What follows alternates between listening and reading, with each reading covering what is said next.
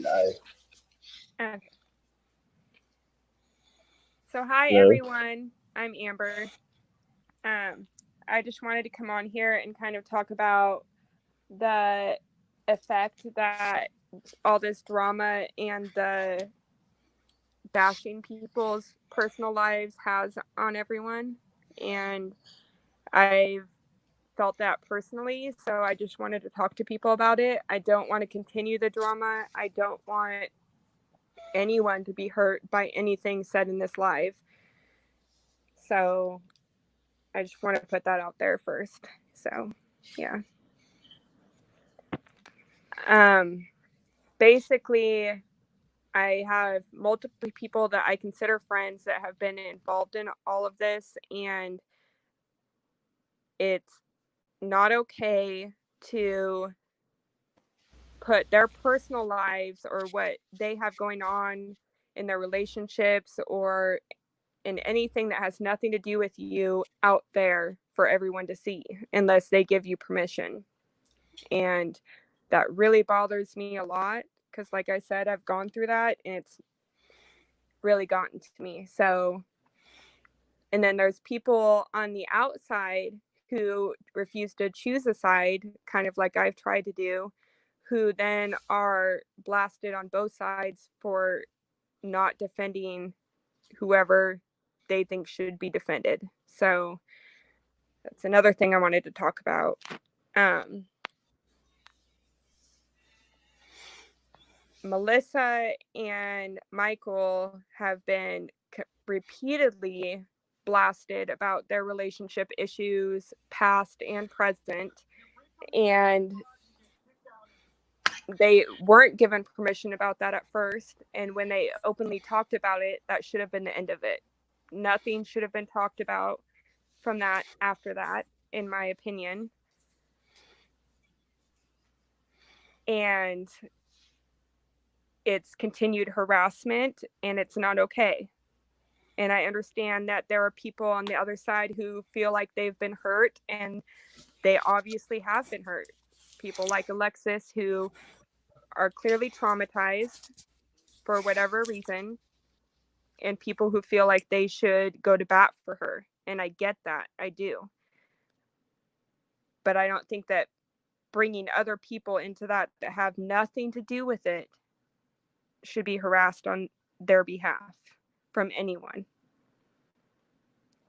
So that's mostly what I wanted to say. I don't have like a ton to say, which is why it's going to be hard for me to continue all this. So I'd really appreciate other people talking too.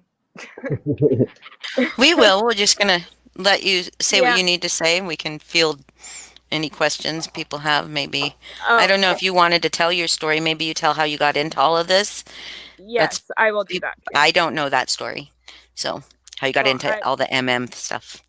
I will do that. Okay. So I got into the stuff. I noticed it last year around September, early October, and I immediately didn't agree with what I saw because I saw all the San Diego stuff, and that's what, I just didn't agree with any of that at all. So I joined Truthers, and immediately I hit it off with someone in that group, and we developed a relationship.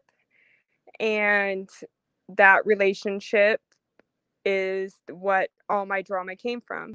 I was very hurt by it. I wanted to come out and speak about it, but without anyone knowing who I was, they were attacking me and saying that, it's my fault for the position I was put in and all of that. And so I never came out and told my story, and I still don't feel like I should, because even a few days ago I saw people talking about how that shouldn't be aired. So it's hard. It's hard when people feel like they need to talk to about something and they can't. But that's how I came into it all. So, yeah. So, just so you didn't have any, this is like kind of off topic, but not really, just to know your story. You didn't have Yeah. any like interest in haunts and stuff like that before? I did. I so there's haunts in my area that are amazing, like House of Shadows, and I wasn't, I was interested in those type of haunts, which are touch haunts, but nothing like full immersive. But I mean, I do support Kata Silvis, and I respect that haunt. But as far as extreme terror experiences, not before I got involved with McKamey Manor. So yeah. And are you more interested in extreme experiences now, like more immersive stuff? Or I am. Yeah, I definitely am. do you think you'll ever go? It's hard for me because I have issues in the past with PTSD and stuff, so I'm a little worried about how it might affect me, and I don't want to put myself or whatever haunt I go to in a bad position by it affecting me badly. Right. So I hope to one day. I really do. Well, hopefully you won't have any um, bad experiences with that. And some people like use it as, I mean, I know that people say it's not therapy, and I know it's not therapy, but Yeah. sometimes you can have a little healing experience with something that's not quite therapy. Yeah. But I don't know. I don't encourage anybody to try to get over their shit this way, I mean, it could but go either way for me. It could really help me or it could really hurt me. So it's kind of hard to figure that out. So right. And I as would long as really you're love to. unsure, sorry. Oh, I was just saying I'd really love to, but yeah, you're right. As long as I'm unsure, it's not a good idea. I don't Yeah. think. But yeah. Probably even better, like Taryn and Chris would say in the past, try the lower level haunts before you do something extreme. Exactly. Like the haunt I was talking about in my area, House of Shadows, that's just like a touch haunt. That might be a good place to start for me and see how that works. Yeah. But Is that just open around Halloween? no, it's open Halloween and Valentine's time and Christmas time. So, That's funny. yeah. Valentine's Day. My bloody Yeah. Valentine. Let's go to a romantic touch haunt. Yep. So does Oh, and one other go thing I ahead. wanted to say. So before I came on this live, I talked to multiple people about if it was okay to bring up their name or not, and I'm going to respect that completely.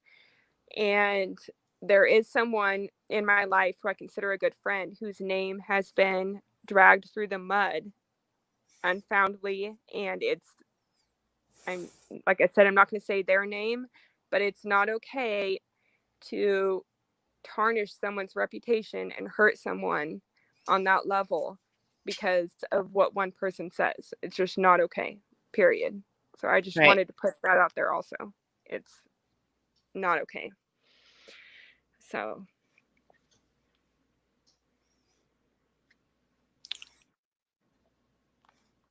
What else, guys? What else? What else? I mean, I'm sure that everybody that's watching has an opinion on this. I hope you feel better too, Mandy. Hope you get healed real quick. I'm sure that everybody has an opinion on this.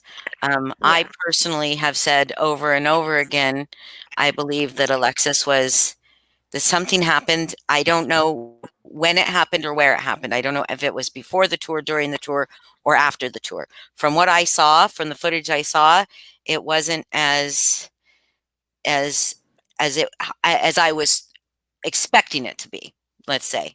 And so, but everything beyond that, everything with Melissa and Michael, everything with Alessa and Taryn outside of that, none of that has any bearing on whether or not she was hurt.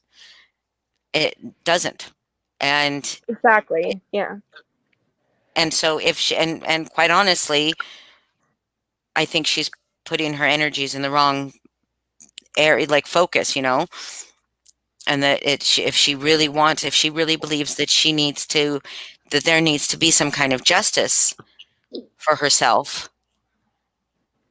she should absolutely be going through a legal channel to do. that. And that this is Facebook and YouTube are not legal channels to do that. I just hate seeing people that I've grown to care about being hurt on a personal level because of what she went through. And I don't discredit anything she went through. I adore her. I think that she's a great person. I really do. Maybe she wasn't in the right place to go through that at that time on that day, and I do agree some things were done wrong, and the haunt agrees some things were done wrong. So that's addressed, and I agree with that. I just can't condone people being hurt because of it. It's two wrongs don't make a right, period.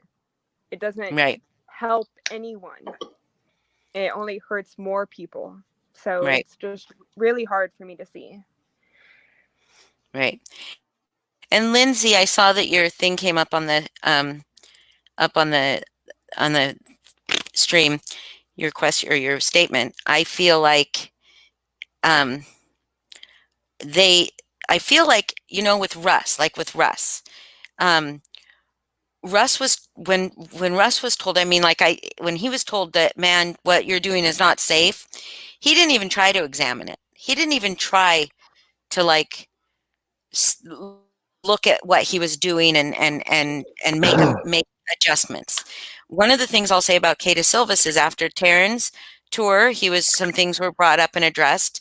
Chris addressed that in one of his lives, that he said the things he saw that were unsafe, and those things are not happening anymore. Some things on some subsequent tours, when they discovered that they weren't going to work exactly how they wanted them to in a safe manner, they stopped doing them. With this, they said, did some things happen that were wrong? Absolutely. Are we correcting them? Are we dealing with them internally? Absolutely, we are. And they are. Well, so far we don't know. There hasn't been another tour, I don't think, unless they're keeping it all real quiet.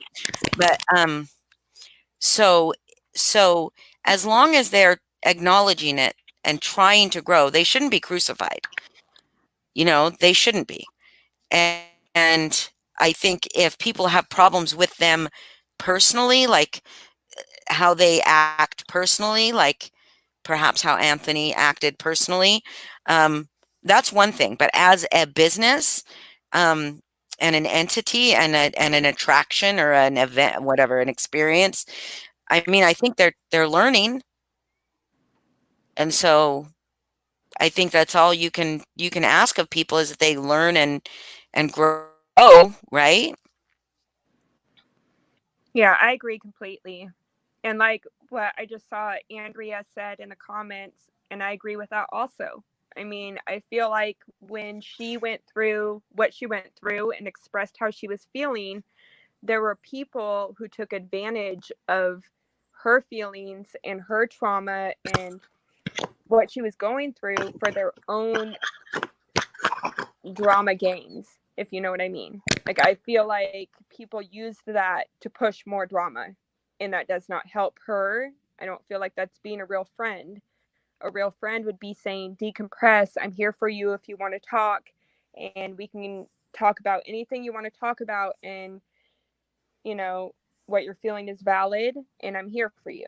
Right. I don't feel like supporting and pushing someone to attack others is being a friend. And that bothers me also, because like I said, I support Alexis, I respect her, and so I hate seeing what's going on. I really do. So yeah, I agree. I 100% agree.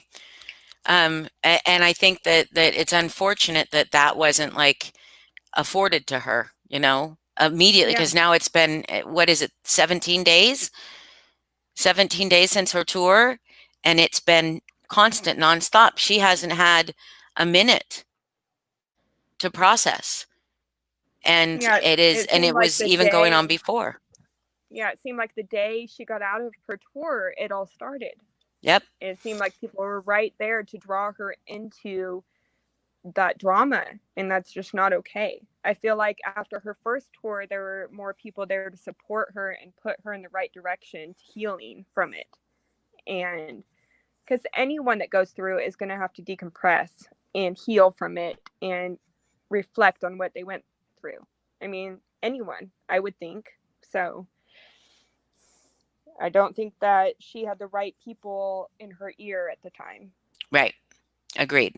And I think the people that have been in her ear, and I mean, it's going to show right now that there are people that are kind of abandoning her cause because the people that were so, good to her in the beginning are either abandoning her cause because she has become because of all the stuff that's happening, right? All the real life stuff that's happening, even if she's not doing it, it's being done in her name, you know. Nobody would be calling people's jobs and doing this if none of this had happened. This wouldn't be happening. All this stuff wouldn't be happening, right? And so I feel like the people that she has in her ear are the type of people that like to get you riled up, and I think a few of us know that from experience. And so it's unfortunate that there's no. Well, there were people, and I know that there were people in her trying to cool her off. I know that there were, but then they became anti-Alexis because they were not fighting the fight the way she needed it to be fought for herself. They were not her friend anymore. And that's not exposing anything because she's posted all of her stuff on that other group. She's posted all of her conversations with other people, and you can, I mean, I can see it clearly. I don't know how other people can't see clearly. Her friends are kind of trying to say, what's going on? It's not, it's a mess. And it's really sad because she's a mother, she's a wife, she's somebody's sister and somebody's daughter, and she's clearly in pain, and she's clearly angry. And I mean, I wish that I believed what she said happened so that I could support her in that way too. But I just don't. And that's just my opinion. It doesn't have to be anybody else's, but it's just, she's just, I see that she's in pain, and it's disturbing. It's sad and it's disturbing. Yeah. I mean, as someone who, like I said, I've suffered from PTSD and I've gone through horrible things in my life, I know that I'm sensitive to certain areas and certain anxieties affecting me stronger than other people. And I feel like that might have been what happened here. She might have gone through something before that led to this one specific tour being more traumatic. And that is why there needed to be true friends, which I feel like there were true friends trying to reach out to her. And I feel like she should have leaned on those people trying to be there for her rather than to exaggerate and, basically wean on her pain. It's not okay. And I feel like because of her pain, it's causing people like Alyssa and Michael and Melissa and other people pain, and it's not deserved at all. Their personal relationships and their personal problems have nothing to do with her personal pain. Her personal pain is valid and it's important and it matters and it needs to be addressed, but not by hurting others. And that's what bothers me, is people pushing her to do that. And she's hurting, so she's going to lean on that. She's going to lean on people giving her what she feels is support right now. I feel like there's a lot of victims in this in different ways, and I support every single one of them completely. And I reached out to her after her tour, and if it was me as her friend, I would have suggested her to reach out to those people that she felt like hurt her in that tour and talk to them about it. And if it didn't go well, then cut off communication completely, but reach out to them and discuss it. And talk about it. I think oh, that's not the one that I wanted to show. What Jennifer Henn said here is right on. It should have been directed with CS directly, like expressed to them directly and stuff like that. And I think that that became an inability because it started almost immediate after her tour, where they started hearing stuff, you know, so they're going to distance themselves from her if she's accusing them of stuff.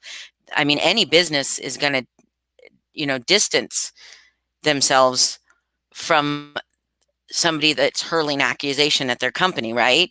And they're going to talk to their lawyer, and their lawyer is going to tell you, don't speak to them. Like, you know, let's go through whatever proper channels we need to go through. So I think that it all started off wrong. And it should have just been, I mean, absolutely her contacting Kata Silvis after her tour and saying, I think I need to go to the hospital. I want to see my footage. I feel like, because in the moment, I totally agree. In the moment, I mean, I've never done even a touch haunt. I can barely get through a boo haunt. I mean, I'd like to. I probably will go opposite of Karen's suggestion. I'll just go like the worst before I do any of the other. I'll just go to the very worst one. But anyway, I feel like if she would have said something like that and said, I want to see my footage, because in the moment, I can totally see the adrenaline's pumping. You've got like all that stuff going, you know, so absolutely, absolutely, she's going to have a different response in the moment than several days later, you know. Several days later, if she'd have time to decompress and think about it and like really kind of, you know, like process it, she had a different response. Yes, Savannah, everyone is at fault to a certain extent. You are correct.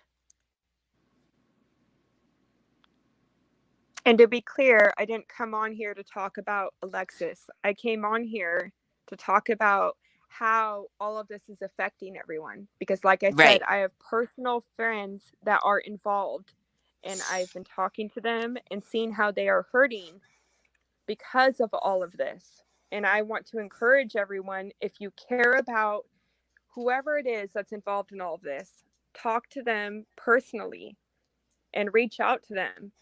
And don't, if you have a question about something you've heard, ask them like I have. Don't just assume what you have seen and what you have heard, because it's not always that. And that's why I'm here. I'm not here to condemn her. I'm not, like I said, I support her 100%. But I also support other people that are being hurt. So it's not about her. This is not about her at all. So No, and it goes back so far, Amber. I mean, for the entire time that I have been in this little universe, well, and you know, quite honestly, on the internet, period, there's people that do that. They can't just. It's called ad hominem. Homonym is when you attack the person rather than the point. You know, you attack their character rather than their argument, and that is I mean, it really happens all the time. I mean, we look at Russ. Like, he would just start calling people names when they disagreed with him. He would never address what they disagreed, right? He would just make fun of them. yeah. And that's the kind of thing. And then the going real life thing is like a big one for me.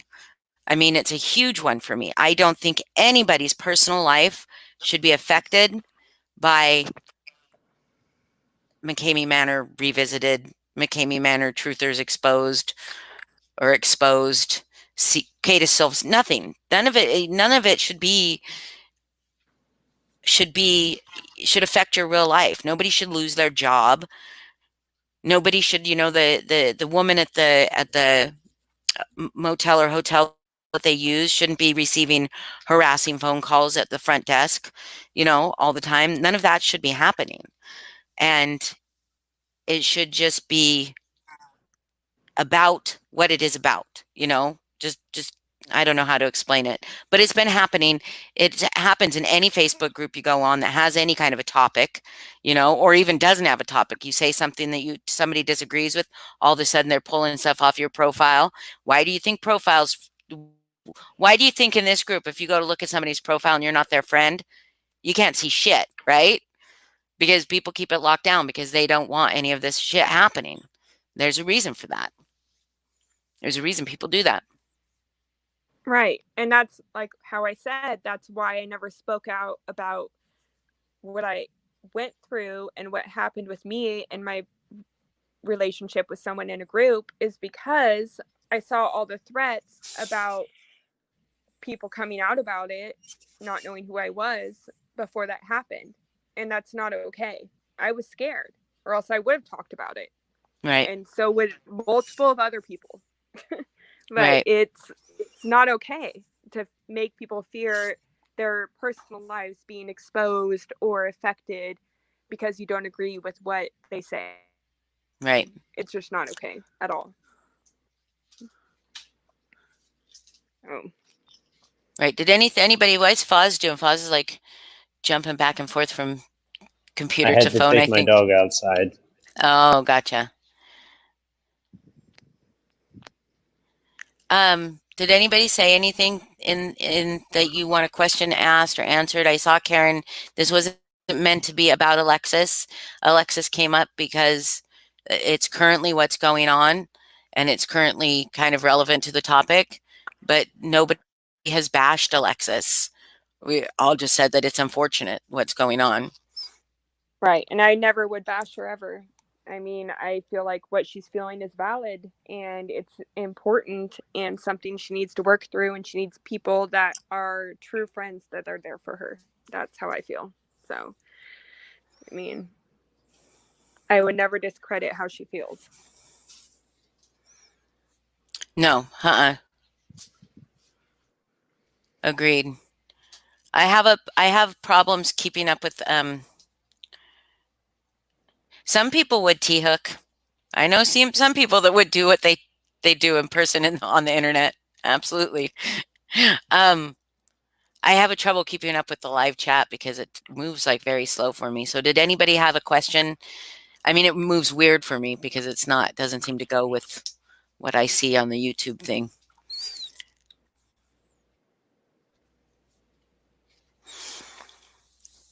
I mean, I think Amber is incredibly brave. She did, try to get her story out there, and I think it was relevant at the time. But I saw absolute reasoning and why I wouldn't. I don't know how old you are, Amber, and I don't want to assume. 33. I don't 33. Mind yeah, okay.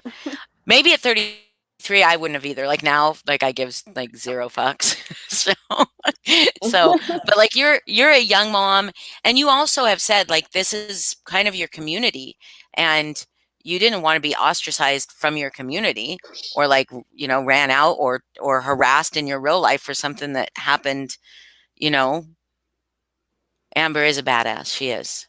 We love Amber. Thank you. You are one of the sweetest people in these groups. So I've never have a bad word to say about you. I think you're awesome.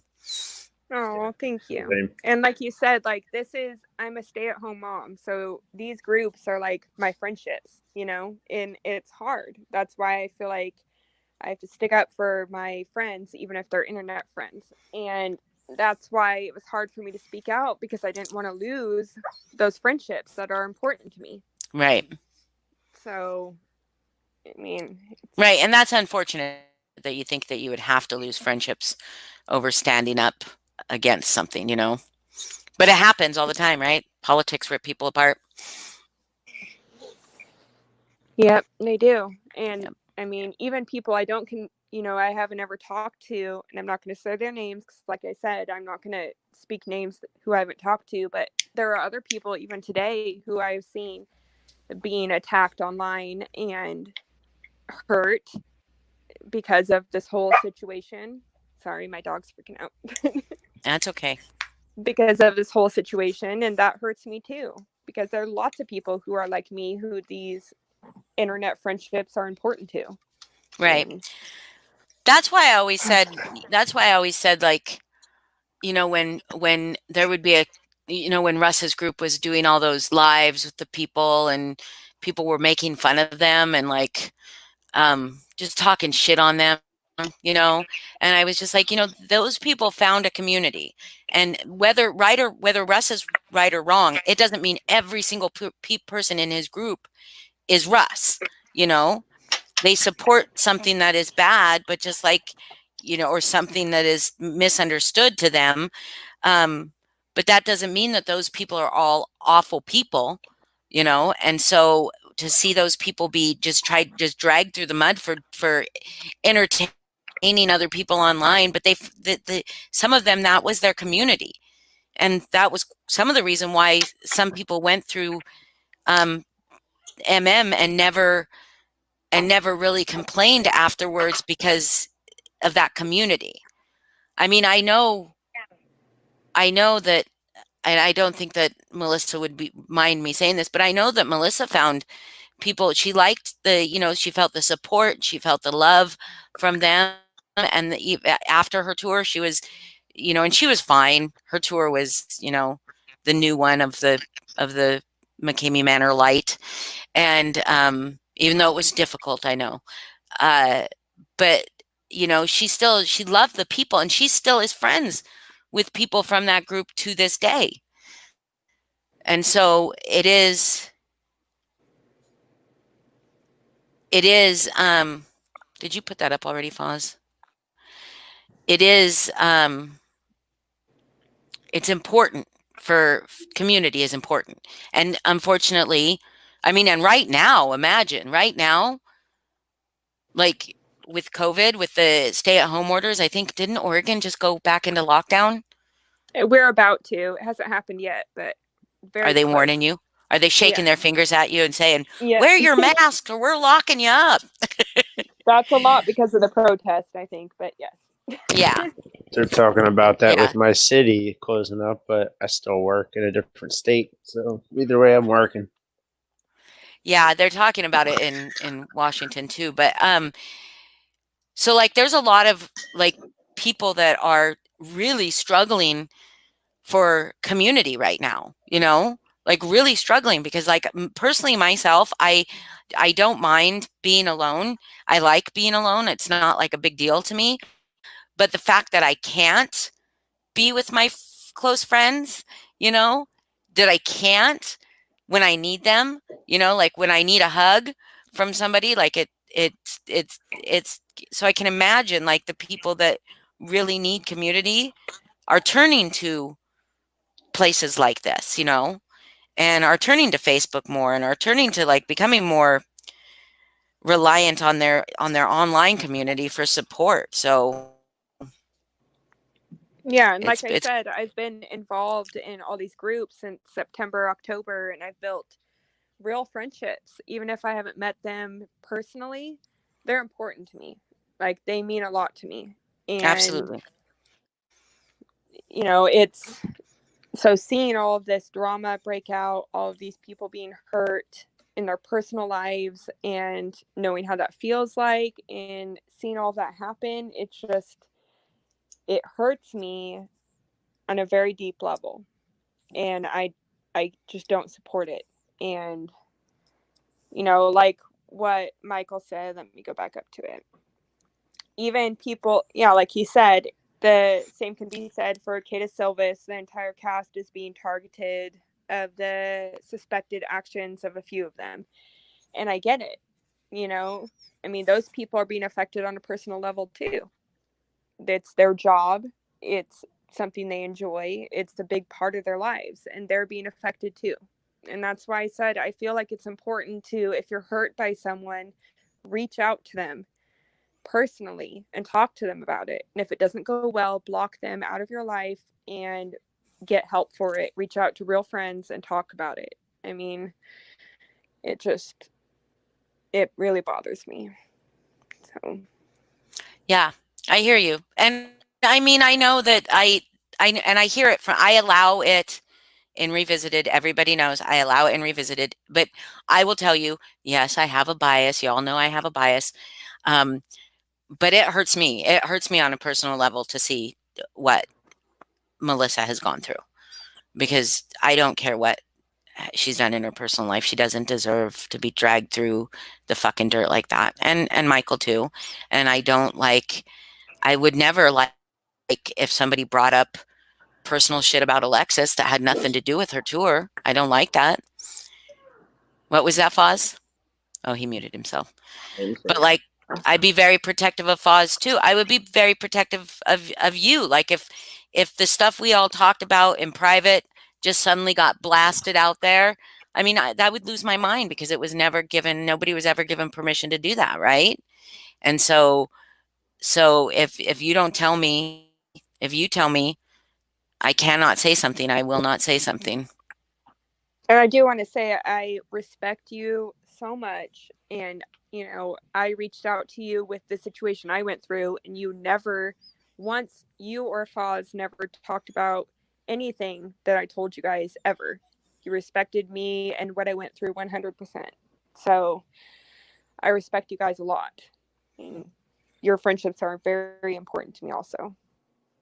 So, and we appreciate you, Amber. You've been Same. a joy to have in the group, and you're so. I mean, I do see it just being like, can we please all get along? And yeah. it's like talking to a wall. I know. I realize. She's always been that one. Her and a few Yes, others. Yes, I have. And you know, this has been changing. It's been extremely hurtful. I won't censor people.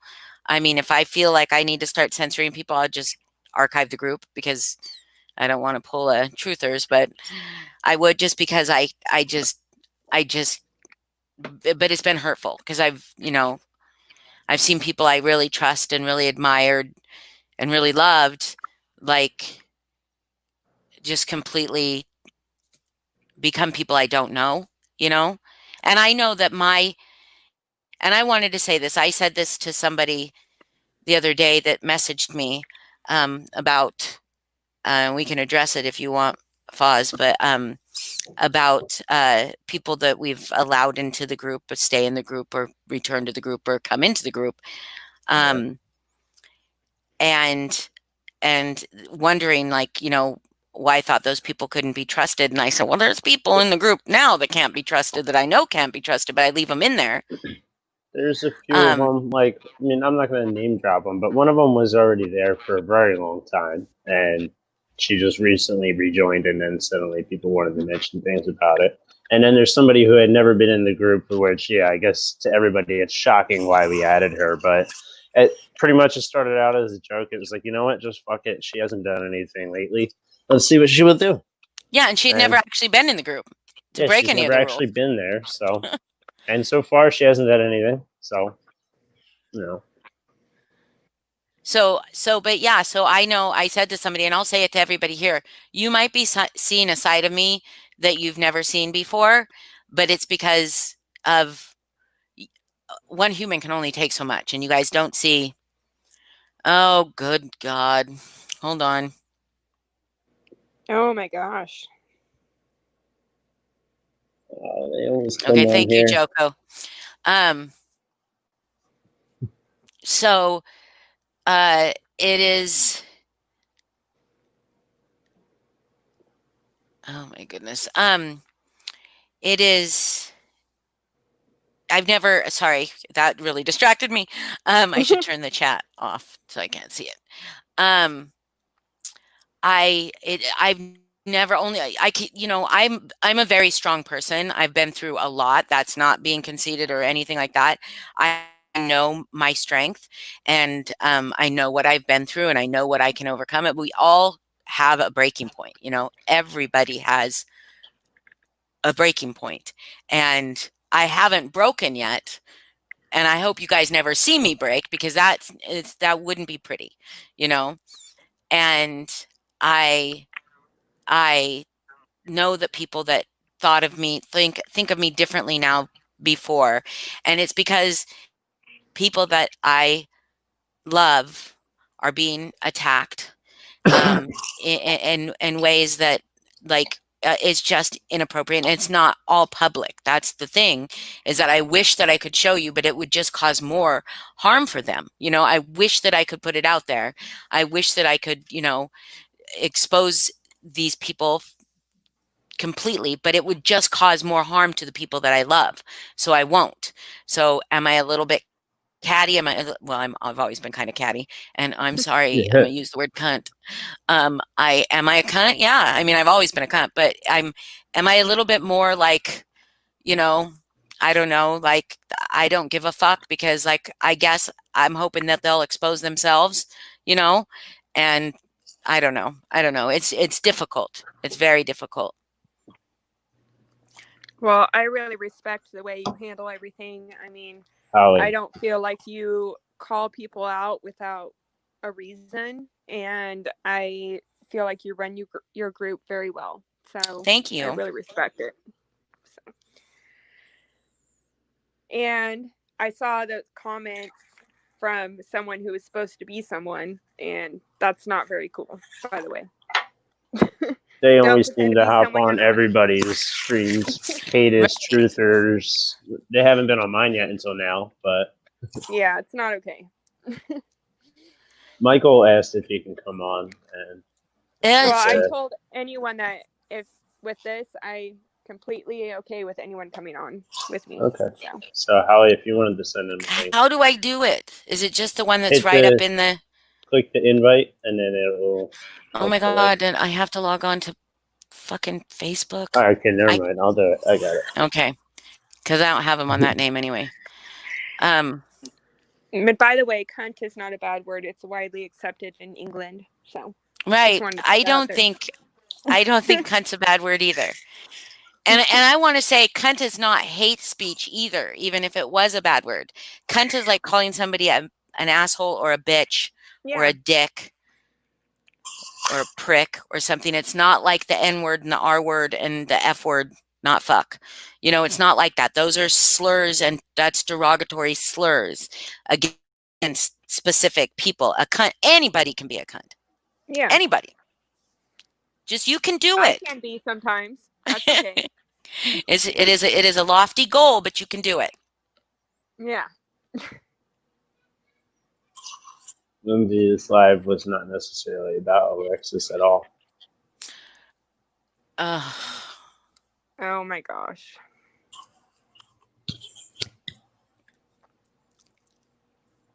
Lindsay, this live is not about Alexis at all. I mean, there were Alexis was mentioned, but other things were mentioned too. Not about Alexis. And when her name was mentioned, it was in a loving and supportive way, not in a hateful way ever. So, and see, it's that kind of thing. It's that fucking thing that she's doing right there. That's exactly her passive aggressive bullshit, where she wants to continue to put that, Melissa's, just drag Melissa through it some more. Lindsay, just keep going. You're showing yourself. This is where you're going to see me be the person that I don't want to be, is when I have to address her. In my personal experience, Melissa has never been anything more than loving and supportive and a genuine human being. So that's one of the things, like you said, you're biased. And so am I when it comes to that. We haven't had as strong of a friendship as you guys have, but I mean, it bothers me a lot. It really does. So. I'm biased. I am biased towards a few people, but I'm not. But I also, if Melissa was doing anything wrong, and I mean wrong by spreading rumors and blackmailing people, I'd call her the fuck out on it. I would. I believe you would, yeah. Foz, have I ever called you out on anything? A lot. Have I helped you grow as a human being, Foz? Yeah, a bit. A little bit. We talk about real life important stuff too. Yeah. Like dog poop.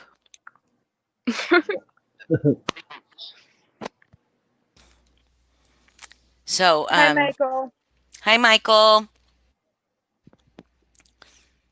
Headphones, Oh, I do. Michael.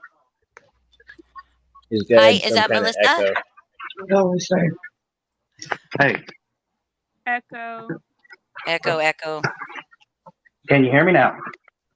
Yep. Yes. I laugh whenever I hear that. It became such a, people say it all the time, but it became such a catchphrase. Oh, Hi. you're so pretty. Hi. You look like a superhero. Are you going to fight some crime? I love I your don't know if you're outfit. going to fight crime. Oh, yes.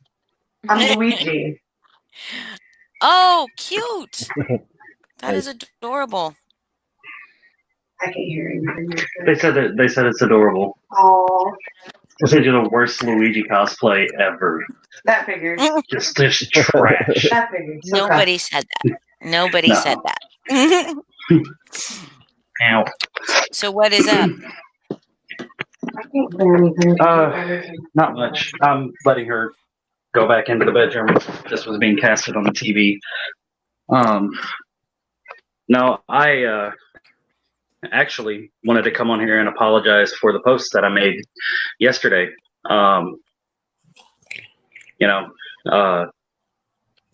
Use some language that I shouldn't have used, but as soon as I hop on the live here, I see that person, fulfilling the words I said.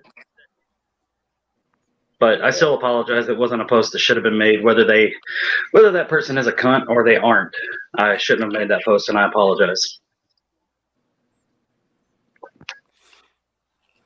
Well, I thank think you, that's Michael. amazing of you and very big of you. And Even though I will say, I laughed at it, and I said I wasn't mad that he posted it, and I redid it because it made me laugh. If it wouldn't have said the cunt word in there, if it would just been "don't be a bitch," it would have been, people would have been like, okay, whatever. But it's just, but I appreciate that, and Karen was right that it was just part of aggravating the whole situation. But shit's high, tensions are high, emotions are high, people are on edge, and I appreciate it because I'm still trying to be friends with both people here and not trying to be thrown in the middle of any kind of problems with that. No, I get it completely. That was not the place to do something like that. My feelings about her should have been not thrown out there publicly, I guess. So, yeah, I do apologize for putting my feelings out there where they didn't belong.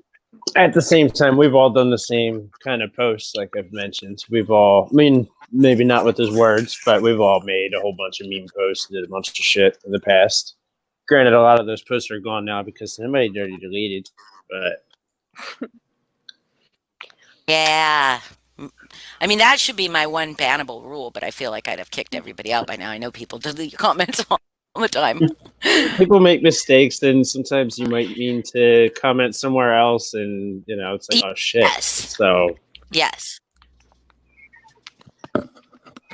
I do.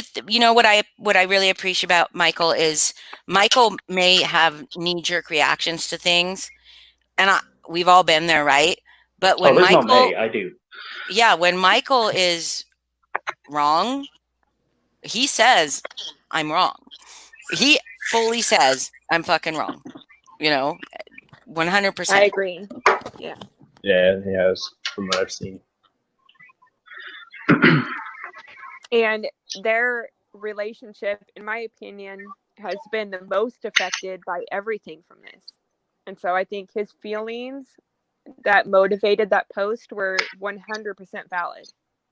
And I get why he's apologizing and why it was removed, but I also get why it was posted in the first place. So, well, I do want to correct you there on one thing.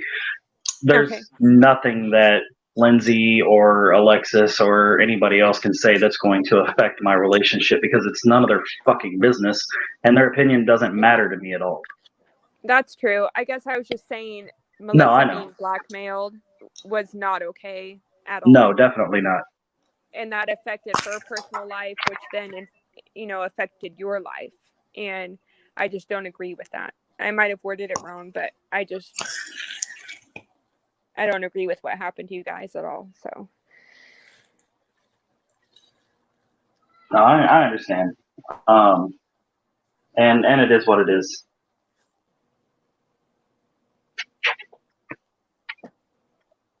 and you guys are like my relationship dream, by the way. No. Let's not go that far. Well, it is. Sorry to say.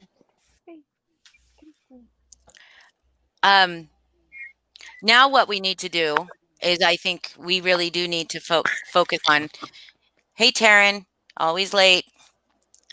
I'm just kidding.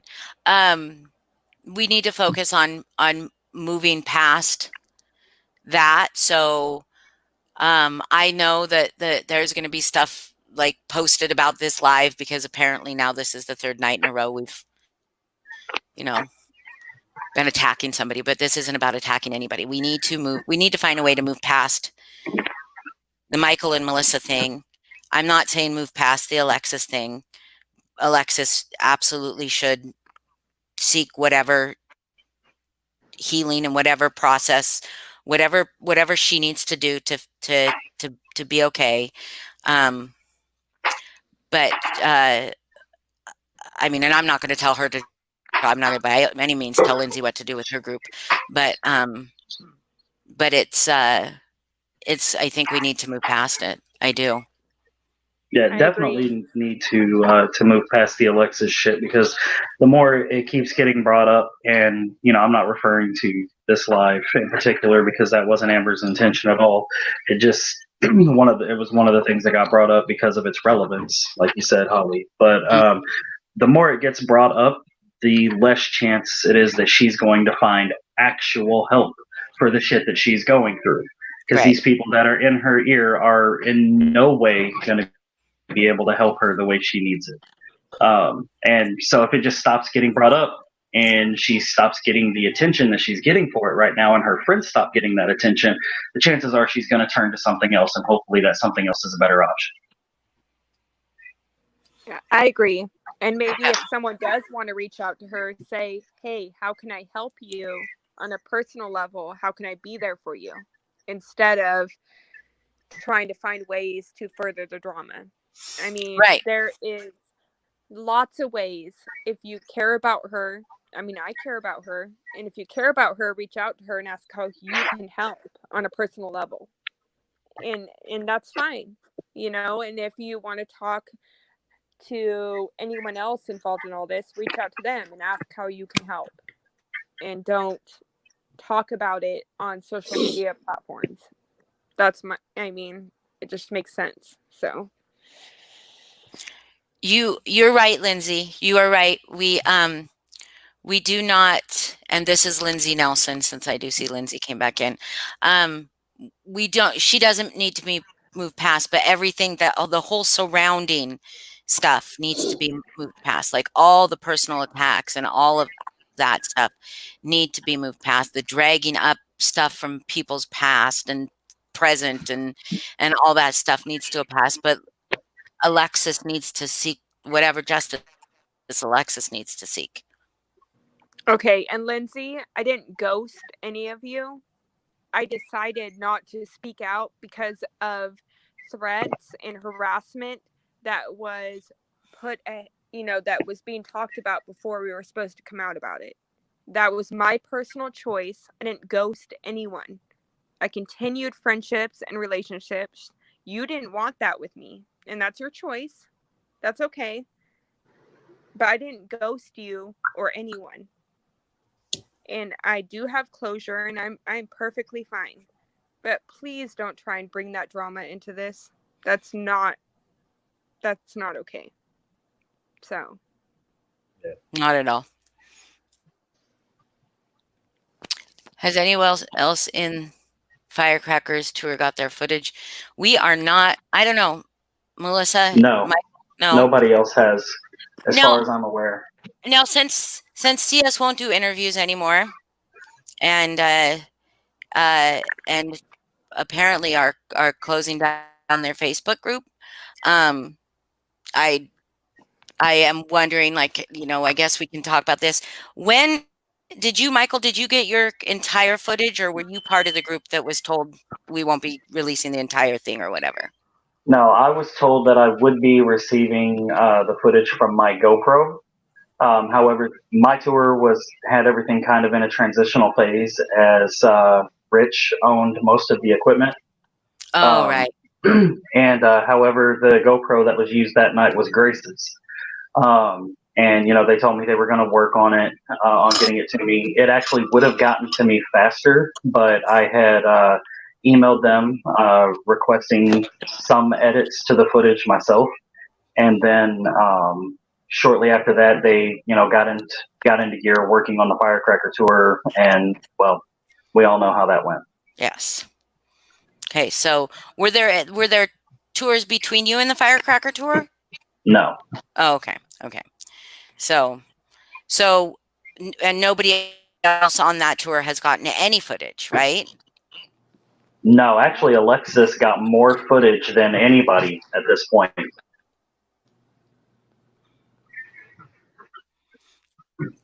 Yeah. So, do you think they're going to release the footage, or are they really going to just make a movie or whatever? I don't know. I mean, that's all speculation. Whether I think they're going to release it or not is irrelevant. We haven't heard anything official other than that's, what they were planning. And if they were, there's a very high possibility that, the shit storm that happened afterward put a pause on that, or maybe a full stop. I don't know. Again, I don't speak for CS. This isn't defending CS or anything. I don't know. I think it would be really cool to see a movie made of it, but I also understand people wanting to see their full footage. But I understand both points of view with that. And I do know that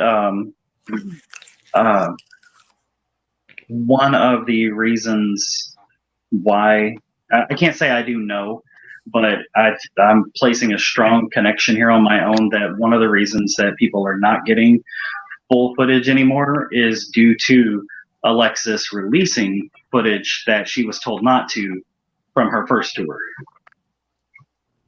That already had put plans into motion to cut down on the amount of footage that people were getting. But I don't know if that's directly related to why nobody's gotten their footage yet from the Firecracker tour. Yeah, and they haven't. But with what Taryn's saying here, they always did promise that they give you all the footage right after the show, and they told all the Firecrackers that when they signed up. VHS. What is VHS? Oh my goodness! Oh, come You're on.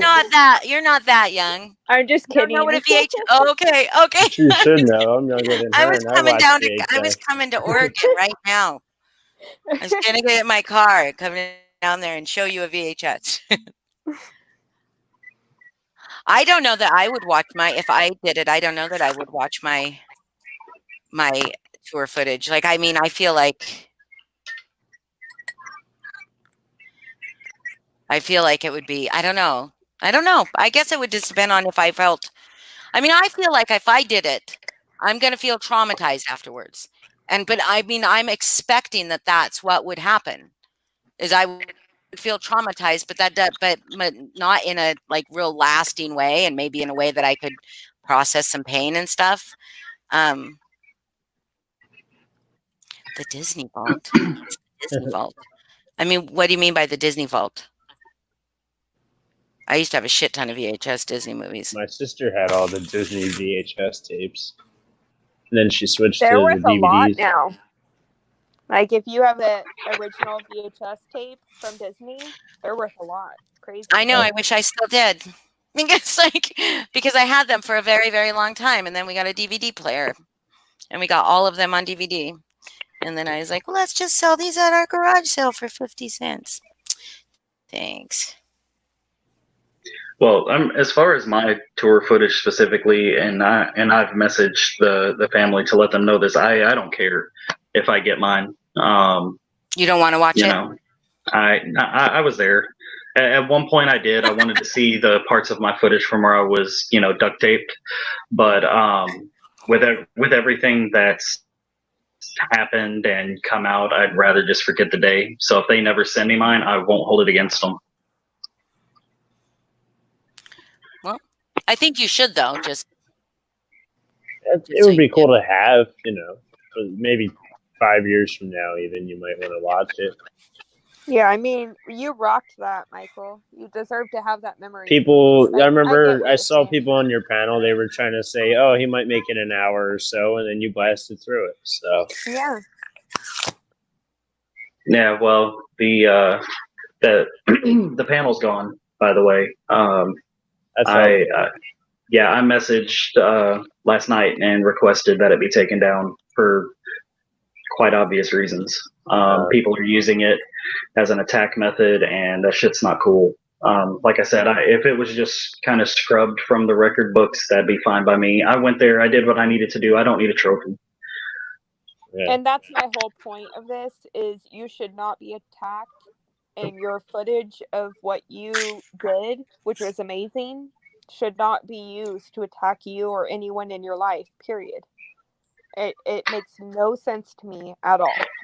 Yeah, but sadly it is by people who keep rehashing the same dumb knock jokes, and it is what it is. People have nothing better to do with their lives than, be petty. Yeah. Yep, absolutely agree. And honestly, the thought of Millie's cooking, just seeing that again would, oh God. Tia, I don't know. I mean, I kind of want to, but I mean, the only thing that's stopping me is being afraid, and that's the thing that makes me want to go is being afraid. So it's kind of a mind fuck for me to, kind of to think about it. I don't know. I don't know. I mean, I want to. The whole thing is about being afraid. So yes, my whole thing is about being afraid. Is that what you said? Yours is, but also the whole tour is about making you afraid. So right. But I'm not. There's things I'm not like. I'm not afraid of things. I'm afraid of being afraid. I'm afraid of the feeling of fear. The physical feeling I feel when I feel scared is what I don't like and what I would avoid. So I've conquered fears so that I don't feel those fears, right? yes. And so, but I still have that fear. So I guess just the idea of going to it is scary. So I should go just to do that. But no, Allison. No, I don't even like boo haunts. I haven't done anything like that. I'm a princess. I always liked haunted houses, but they were always like not scary enough. I would laugh at most of them. You could see most of the people that were going to jump out at you before they did it. It's hard to find good ones. Yeah. After talking with Taryn and Chris, I really want to go to Exit 13, but it's just far. Tia, I know I am so self-aware. If I learned anything more about myself, like I feel like that would be the end of my life because I wouldn't have anything else to do. No, I'm just kidding. Here's what I want to do is I want to dress up in a I like how you say exercise like that, Taryn. That's how I say it. I didn't read the whole thing. Sorry, it was behind my candle. I want to dress in a wedding dress, and I want to marry Grace, and then we can have a nice romantic dinner. I'm just kidding. I'm not kidding. I'm not. But no, I don't know. Like, I don't have Taryn. I don't have fear though. That's the thing. Is I don't have fear. Like the only thing I am afraid of, and is the feeling of fear. And I used to be terrified of flying. Like flying used to fuck me up. And so I would not go anywhere I had to fly to. I just would not travel. And because flying it would fuck me up. I still never flown. Yeah, it was terrifying. And then I did for a year and a half. I flew every couple months, and it was terrifying, but I got over it. I would be annoyed at the tours. No, yeah, I would be. I'd be like, oh my God, you bitches, stop it. I'd be like, if they had anything written down, I'd be editing it. I'd be like, that's not spelled right. You used that word in the wrong context. I'd get my ass beat so fucking bad. My daughter's freaking out, so I gotta get off. But Oh, I'm sorry. Go give her some cuddle times. Thank you so much. I will. And Thank you thank so you, much Amber. for being here. I Thank you. feel that you're very genuine and sweet, and I'm sorry if you experienced any negativity on here at all. But you're a good girl. Well, thank You're a you, great and I appreciate girl, all of woman, you. mom, Yeah, thank you. sister, friend. You're just Oh, a great thank human you. being. And I You're appreciate welcome. you all. Thank you. Everybody say bye to Amber. Bye. Bye, Amber. Bye. Oh my God, Allison. That is like, you're right. You're right. You know what? People that work with CS that are looking at this, Allison's this is how you could really fuck with me, is by just being absolutely a grammatical mess.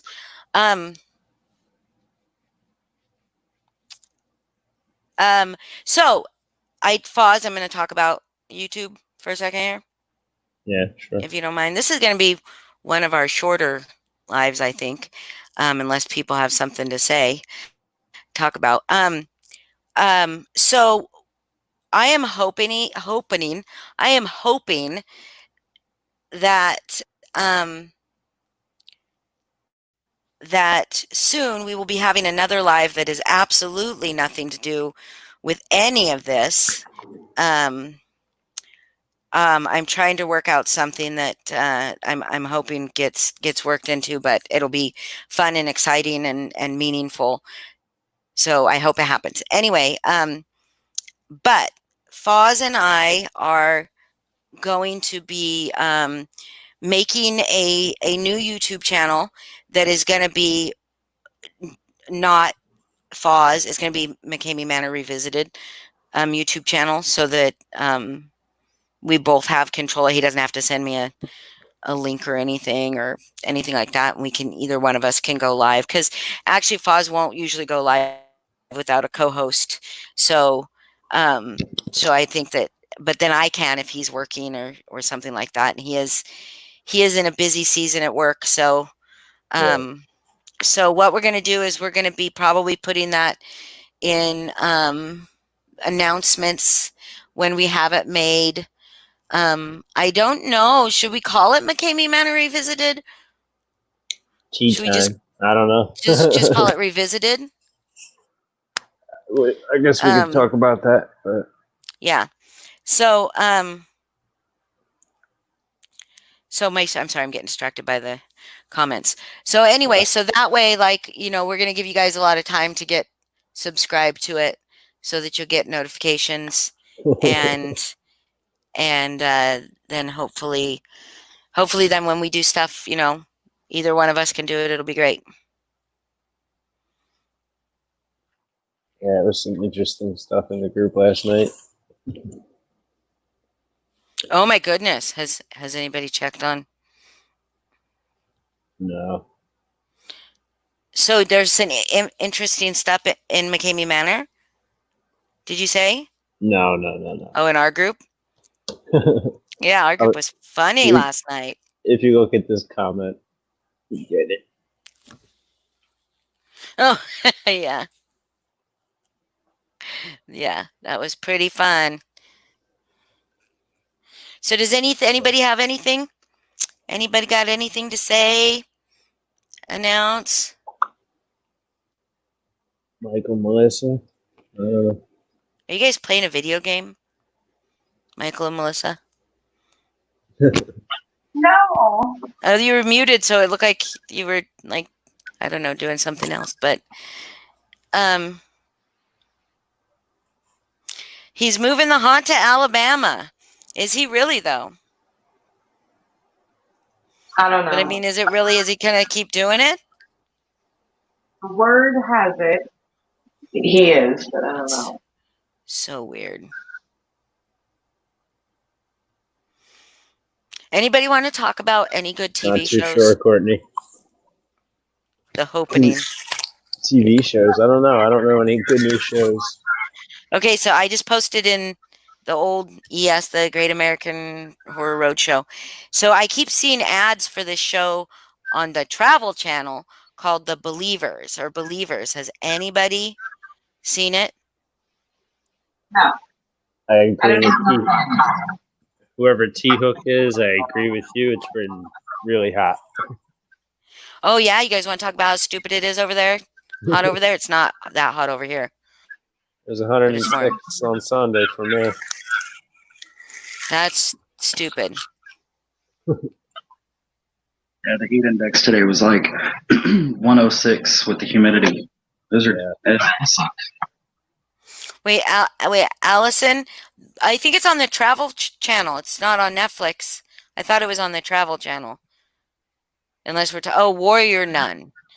I want spooky stuff, okay? Because I have discovered that since I've kind of developed this non-fear thing, that scary movies don't scare me anymore. They usually just piss me off. Haunting in the Heartland. I think you all should just DM me your suggestions because I really need some good either alien stuff because I love alien shows. And there was a show on about this place in not New Mexico. Oh my God, what was it called? Shit. This like ranch that like has like all this super duper weird activity, just crazy fucking weird shit. And it was really good. Now I can't remember what it's called, but it was really good. Courtney recommends Asian horror films. Japanese ones are pretty cool. Old Japanese flicks. So there was this one that I watched one time, and I can't remember what it was called now, but there was this girl, and I think she was either she kidnapped or she was kidnapped or she kidnapped. Anyway, she was torturing this guy, and she's tiny, and she's sitting on his chest, and she's taking needles, and she's going to poke them in his eyes, and it's like it was gross, but she kept saying the word closer, but in Japanese it sounded like she was saying tickle, so it was like she's going tickle tickle tickle. It was really, I don't know, I just remember that. There's also one and I think that might be the same one where she had him in a garbage bag in her kitchen. I don't know, it was weird, but You're welcome, Amber. You're welcome, Amber. Thank you for coming on. We appreciate it. Hillbilly J. What's Hillbilly J? I don't know. Courtney Lowe's out in Arizona. Skinwalker Ranch. Yes, Tyler. Yes. I want shows, though. This deep in Staten. Oh, God, that's too fucking hot. Ugh. Yeah, Skinwalker Ranch. Everybody should watch Skinwalker Ranch. And then, Captain Kirk has a new show called The Unexplained, which I'm going to watch. I want series instead of movies because I fall asleep very easily when I'm watching TV, when I'm watching movies. So, like, I don't know. It's just like, and really anything that's more than like an hour long, it needs to be like for me, like it can't be horror. I don't think. I'm just, I'm easing myself into it. Audition. Yes, Chris Smith. Thank you. I've seen a lot of scary movies for being absolutely not a Scary movie fan. Yes, The Boys on Amazon Prime. Very good. Anybody watch Preacher? Preacher was an excellent show too. And so was did you watch it? No. Oh. Foz does not like anything good. That's not true. He doesn't like Marvel movies. When did I say that? I thought we talked about this. Or Star Wars. I don't like Star Wars. I've never seen Star Wars. I know. I am really disappointed in you. I don't like Really Harry Potter. I disappointed. don't like Lord of the Rings. I don't like Harry Potter, but I love Lord of the Rings. You have to see Preacher. Preacher is really good. And then American Gods. Is that coming back? Because that was really good too. Preacher himself can get it. I guess Hillbilly J makes parodies. Well, I'll have to remember that. Does anybody got some good? You've seen a Star War? Which one? Which Star War did you see? Well, of course, it depends on. Thank you, Courtney. Thank you. Now I want to see who here is a DC fan and who here is a Marvel fan. DC over Marvel. I don't have a preference. I'm lame. I like both. Sopranos. See, there we go. That's my favorite show right there. I've been watching that again lately. I should rewatch that because it's been off for how long?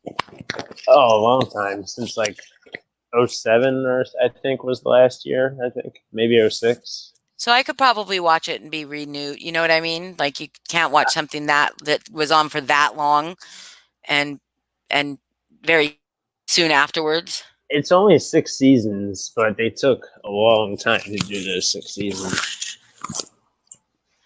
The Rey one that people didn't hate. Do you mean The Force Awakens? The first one she was in? Of course you wouldn't understand anything. That's like the 7th movie. Or the 7th. I get the 7th real movie. Yeah. Breaking Bad was also a really good show. I agree, Joe. Breaking Bad was... And I like Better Call Saul. Better Call Saul is really good. Breaking Bad was extremely difficult to watch. Really good, but like literally nothing happened good. Nothing ever happened good. I did not hear that. I've seen all the Marvel. I've seen everything Marvel. So I've seen The Punisher. Really good. Really good. I liked the first season of Luke Cage, but I didn't like any of the subsequent seasons, and I didn't really like Iron Fist. I liked the first season, nothing after that. It just seems like Jessica Jones is excellent, though. Jessica Jones is fucked up. Micklessa. I love it. That's better than Milo. I couldn't say Milo. Melial.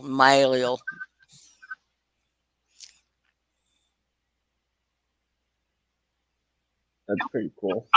It was such a good show, but it was so fucking dark. I mean, I liked the show a lot, and I saw it after it already finished, so I was able to like just watch it on Netflix. Went through it pretty quick. Yeah. And yeah. I really liked it. My friend tried to compare it to Sopranos. He's like, if you like Sopranos, you're really gonna like this show. And then I was like, well, I don't know how you can compare it to Sopranos, but at all, it's a really good show. Other than it's a really good show. Yeah. But no. I mean, I guess if you like the writing style, I guess there's a lot of messed up to it. Like, and I don't necessarily like the way it ended it. So I hope Better Call Saul like kind of does more. And I don't really like the El Camino movie they did. I think they could have done a lot better with that one. I don't know. I liked it. El Camino, it was all right, but I watched it once and I haven't gone back to watch it. But I've rewatched Breaking Bad seasons probably 4 or 5 times. I've seen Sopranos 10 times, I'm sure, at least Holy all the shit. seasons. The only thing I've watched the full series of that many times is okay, you guys are gonna laugh at me. Gilmore Girls. I've watched that like a million times. I've never even watched Well, it. because it's a but- girl show, but Yeah. I fall asleep to it sometimes. But Buffy the Vampire Slayer, Science, bitch. I've seen that so many times. Who watches The Walking Dead? I don't. How dare you? I've drugged Melissa. Do you guys through- watch The Walking Dead? Yeah, I got her completely caught up in about. Are you guys fucking pissed? Are you guys pissed about the fucking season finale not being fucking aired? Oh yeah. I was about to say I haven't seen it, so I thought we were. Like, I don't know. What are they like? Are they afraid because it's a show about fucking zombies that people that are experiencing the pandemic are going to be pissed? Or is it because they can't do their massive live finale show for it? Probably that. I'm pissed. You know we've been to Alexandria, right? You have? Yes. Yeah, How we took a fun. trip the year before last in October. We went down to Sonoy, Georgia, on the way back from getting my divorce from my wife, and we stayed down there. Now, Sonoy, Georgia, is actually where they filmed the Woodbury scenes and the Alexandria scenes, and then shortly, like 5 miles away from there, is where they filmed the prison scenes and stuff like that. So like the whole area has just kind of been taken over by AMC. But it was really cool. Yeah, I was in Atlanta when they were fucking filming, but I couldn't find out where they were filming. They probably weren't filming in Atlanta. They were probably way out somewhere, and I couldn't find out where they were, so that I didn't realize I was going to be so close to where they were filming. I was pissed. Allison, you know, their relationship, people would say my relationship with my daughter is unhealthy because I mean, yes and no. I mean, I think it was real. She was a child when she had her daughter, right? So I think it was very realistic. So I don't know if I would say it was unhealthy, but I would say it was different. That's what Joe was talking about. Oh. Well, you might have to wait a long time, Joe, because fucking A. Those assholes. I watched Supernatural, and that was put off them airing the rest of the final season because they didn't finish recording the last 2 because of COVID. Oh, dang. How many seasons of that are in? I think they're on 15, and they're claiming it's going to be the final, but maybe not forever. Who else watches Buffy? I never did. Michael, my sister Melissa? did. It was like my sister's show growing up. She was older. Michael and Melissa, you don't watch Buffy? Nobody else watches Buffy? Nope. Is I'm that still disappointed. on, or you're talking like old Buffy? No, you got to watch it on Netflix or Hulu or something. But Oh. I finally got my daughter to start watching it. Finally, she would watch bits and pieces of it with me, but she wouldn't sit and watch it with me every week. And I finally got her to watch it now, and I think she likes it. So we're trying to fill up this time with like chit chat and stuff. Does anybody have anything going on in their life they want to talk about? Anything that they want to? I'm gonna send you, or I'm sending Foz a couple photos to put up just to make. Just what? So what? You cut out. Oh, 1 second.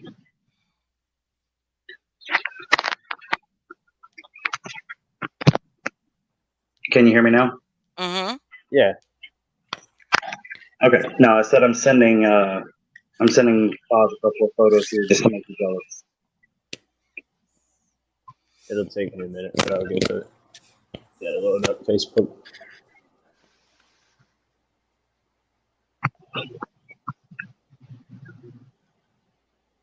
You got the ones with Abraham? I have the one of me with Abraham. Okay. Oh no, I'm so mad. I'm already mad. I can hear you guys talking. I think it. There you go. Tia, I love Buffy. Buffy is my favorite. It's like my absolute hands down favorite TV show. Well, you can come back on if you want to mute and just unmute when she's not screaming, Amber. I mean, it'll work. I wonder when we will like run out of new TV, even if we started filming again tomorrow. Well, here's the thing: is this is what I've thought they should be doing is I don't know if you've seen some of these some of the not just like the BoJack Horseman or like the animated series like Archer and stuff like that, but they've done like some really, really good animated stuff. Like Keanu Reeves, Scanner Darkly, is that what it is? Is that the one that is all animated, but they look real? Yeah. A Scanner Darkly? Is that what it was called? I can't remember. But I think that they would be really, really wise to, because actors can act in it. They can animate them and make them look, or animate them. Is that the right word? Animate, where they turn them into a cartoon, right? Yeah. Yeah. So I don't know if A Scanner Darkly was actually them and then they CGI'd it to look animated, to look more cartoonish, or if they drew out cartoons. But I really think there's one called, let's see. There's one on TV called, I haven't watched it yet, but it looks interesting. And it's a TV series, and it's kind of,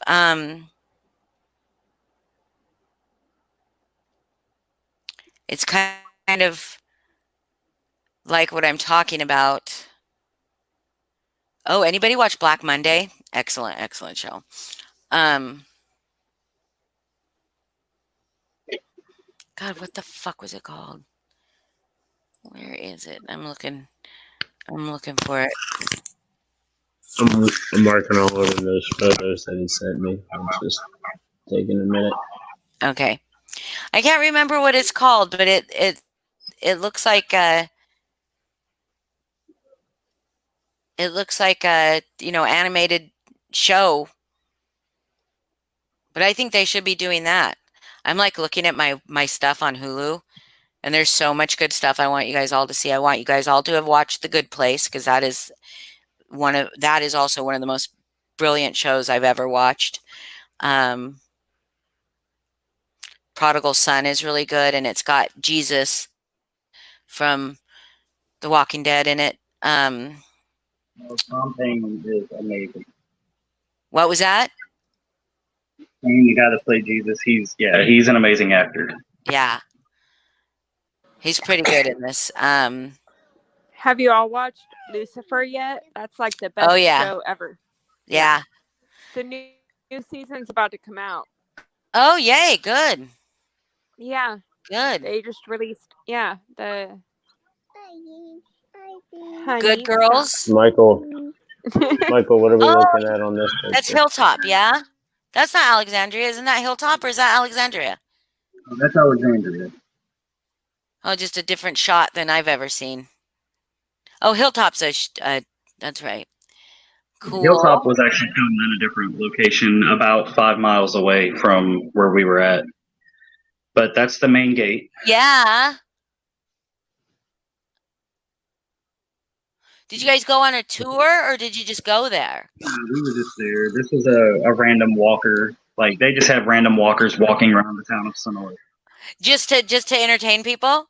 That's awesome. Yeah. Just a random walker. Oh my God, it's Abraham. Who the hell's Brianna? We looked out, and the weekend that we were there, Atlanta was doing a Walker Stalker Con, which they're no longer a thing, unfortunately, because they stopped paying the actors or something like that. But there was one going on that weekend, so there actually were actors from the show, in town, even though they weren't filming. So that was. Anybody else? Anybody else got like got famous people they've met? I watched Weird Al Yankovic step in dog shit in front of me once. That was pretty awesome. It was pretty awesome. I was sitting on Hollywood Boulevard. Nope, I was on Sunset. I was on Sunset Boulevard, and I was in front of one of the clubs out there, and I was sitting on this little like low brick wall. And he's walking down the street, and he looks just like you would expect him to. Like he looks like he's about ready to shoot a parody video. His hair is all wild. He's wearing the Hawaiian type print shirt, like the Tony Bahama shirt. And he's just walking, and he's fucking tall as fuck. He's tall as fuck, and it's like 10 o'clock at night, so it's dark, but not, there's street lights and everything. And he just right in front of me. I was like trying to like not like Weird Al. So I was like going, oh shit. And he stepped in dog shit, and then he's just like, oh fuck. And he like started swearing and stuff. I decided not to ruin his day by asking for a autograph. Yeah, I hung out with Billy Idol once. What? That was fun. Yeah, that was my best thing. Really? How long ago was that? 2010, when he came to Portland for Rockfest. So I hung out with him then. And then I have friends in Hollywood Undead, and then I met Usher before he became big. Honey, stop. Really? Yeah. So that was fun. But yeah. Okay. So can you Foz, can you check your texts?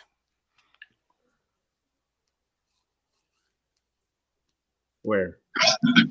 Well, in just a second. And just know it's going to be about what we talked about. So, I'm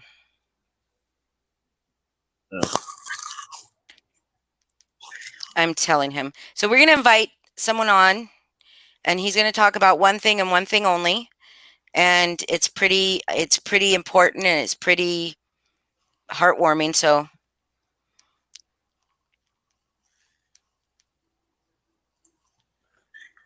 hold on. I can't text and talk. You can do it. Yes, I can't. Yes, I can. I can't walk my dog. I can't walk my dog and talk at the same time. You got to do what I do when you're going to take the dog. You got to load up the phone and have a clone pop up on the screen for a minute. Could you imagine two night, Hollies Joe. and two Fozes? Good night, Joe. There was one time I left it where I had two people up where I actually was going to the store. I remember that, I think. I went to the Wawa and they were closed. That sucks. You couldn't get your smokes. I met the fucking what's his name? I'm so tired, guys. Like I have been like because of all this fucking shit that's going on, I've been running on like very few hours of sleep every night because there's just so much all the time. Yeah, me too. Yeah. So I'm like exhausted. What is the lead singer's name? I know the lead singer's name of Tool.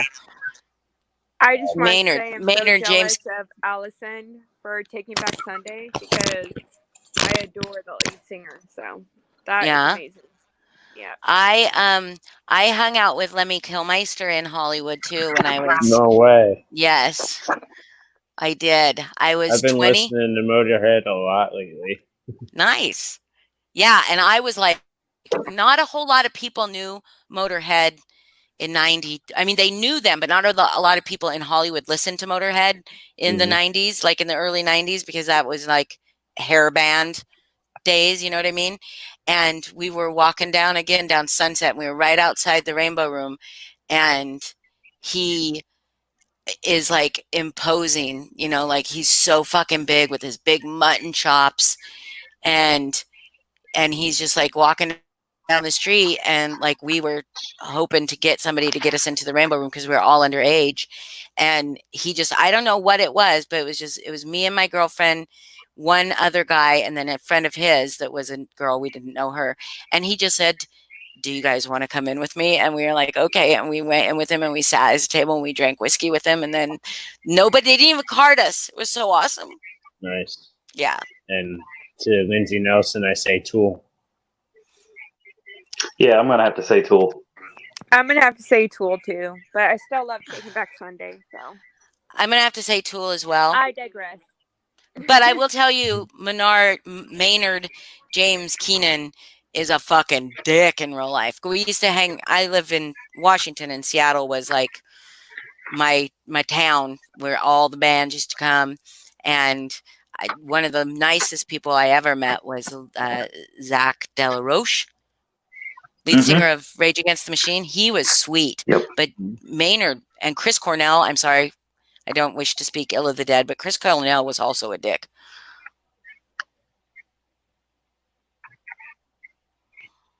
I'm gonna keep Do you quiet. guys do any of you like AFI?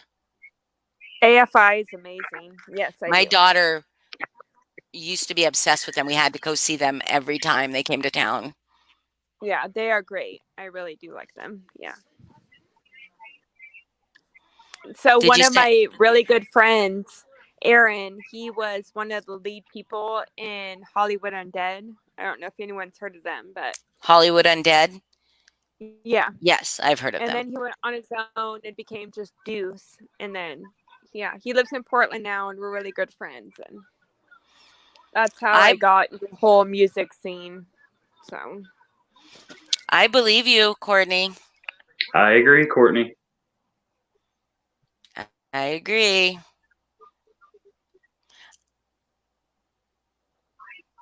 We're gonna get killed now. Thanks, Courtney. Yeah, we're on some kind of government watch list now. Yep. I know he had that documentary he was doing, and all of a sudden it's just nowhere to be found, right? I mean, there was like artwork and stuff done, oh God, I don't know what I'm talking about with as far as that's going on. But okay, so hey, we got somebody coming on, and he is only going to be talking about this one thing and nothing else. But he's not fully loaded up yet. Okay, but as soon as he's all loaded up, but I think it's a really heartwarming kind of effort that he's wanting to put together. And I think if we can buy Lindsay Nelson, maybe not, and if we can all come together for a good cause, then maybe we can come together for a good cause. And it won't require anything of you, but maybe some of your social media presence. If you have Twitter, if you have Instagram, sharing a story. Come on. And if you guys if we can talk. Oh, okay, cool. I thought you knew we were talking. Do you know what I'm talking about? The movie we're talking about? Yeah, the movie I was talking about, or the guest?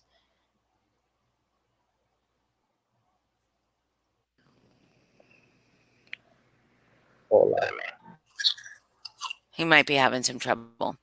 But yeah, he was putting out that movie, and just suddenly it's just, he had promo stuff out for it and everything, and then suddenly it's just nowhere to be found. Yeah, and Chester Benningfield. The thing that freaks me out with that one is how much he looks like that fucking dude. What's that fucking guy's name? God. I guess I try not to commit pedophile names to my fucking memory. What's the guy that he looks like, Courtney? That some people say might be his father? Chester Benningfield's father? You mean Bennington? Yeah, Bennington, sorry. What's the guy who they say might, he looks so much like him?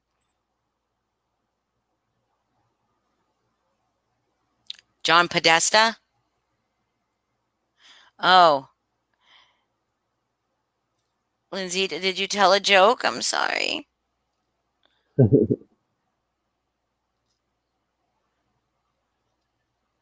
Yeah. Has it been proven that he is his father? Oh, have and I no just idea what saw you're talking Lindsay's about. comment. Chester was so sad. That's heartbreaking. I just want to Yeah, say but that. he didn't kill himself. He didn't? No. I mean, it was Are you saying attributed to that killing as himself. fact or I think it's a conspiracy? fact. There is a theory, but who can we go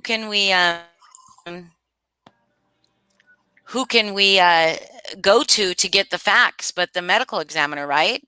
Yeah, And that's who's gonna true. who is the medical examiner going to tell the truth in Hollywood? Oh my gosh, she sounds so cute. I know, she's freaking out. Rain, stop. Okay, gotta mute it again. But Wait a that was minute. very What's your heartbreaking. daughter's name? Rain. Rain? Yeah, Rain. Reign. Oh, our daughter's name is Rain, but it's Raynne. Oh, that's cute. Yes,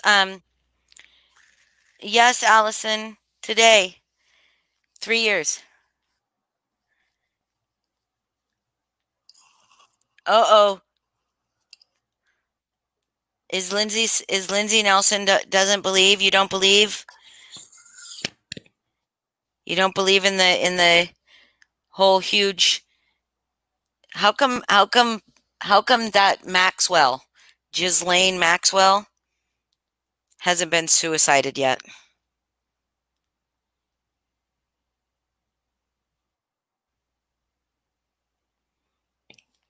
Have they proven it? I mean, he looks exactly like him. It's fucking messed up how much he looks like him, Courtney. Like, it's so weird.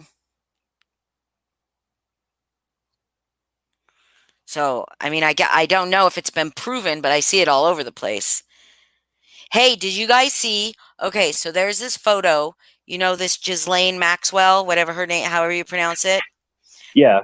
There is a photo of her in the background at one of JonBenet Ramsey's pageants. Isn't that fucking creepy? Does nobody? Okay. And you're sure it's not photoshopped? I mean, well, I'm not 100% sure because you can't be when I can't be 100% sure. But if it is, it is. I don't know. But that's my favorite conspiracy theory right now. All right. So let me believe this one. But I mean, you've got to think like Epstein didn't kill himself. She was grooming. oh, She was definitely not. grooming young girls.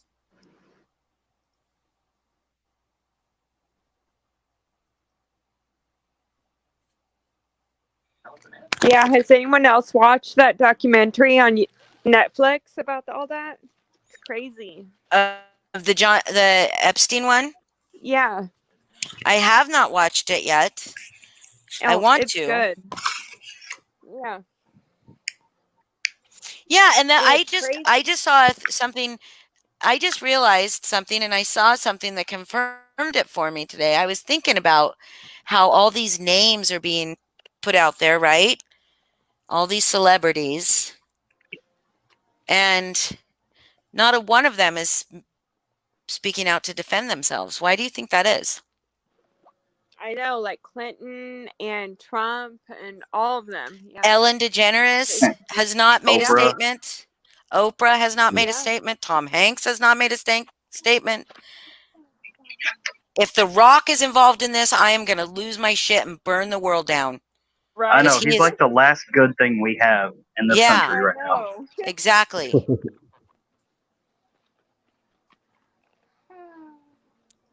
I just would that would just devastate me. Mouthy Buddha. Okay. I know. Actually, Courtney, I heard him make a statement today that said, "Oh, I met her many, many times." And said, I guess they lived in Palm Springs or whatever, or wherever, I guess they live there too, as if he didn't know they fucking lived there too, and didn't have fucking pictures with her and stuff. Courtney, the dog whisperer is Caesar Milan is like, he is like, if anybody could fucking talk to dogs the way he does, they got to be good, right? When he got a divorce, I was like, if the dog whisperer can't make marriage work, nobody can make marriage work.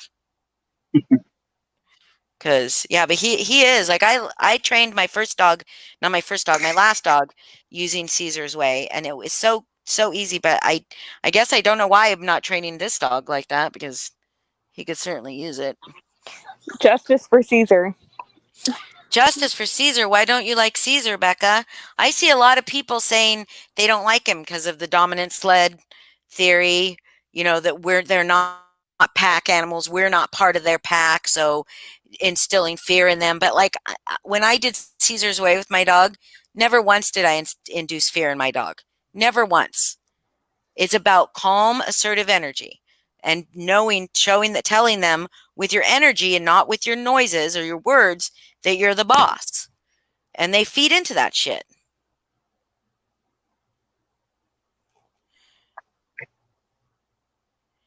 Victoria Stillwell. Well, I mean, they can both be good people. It's possible.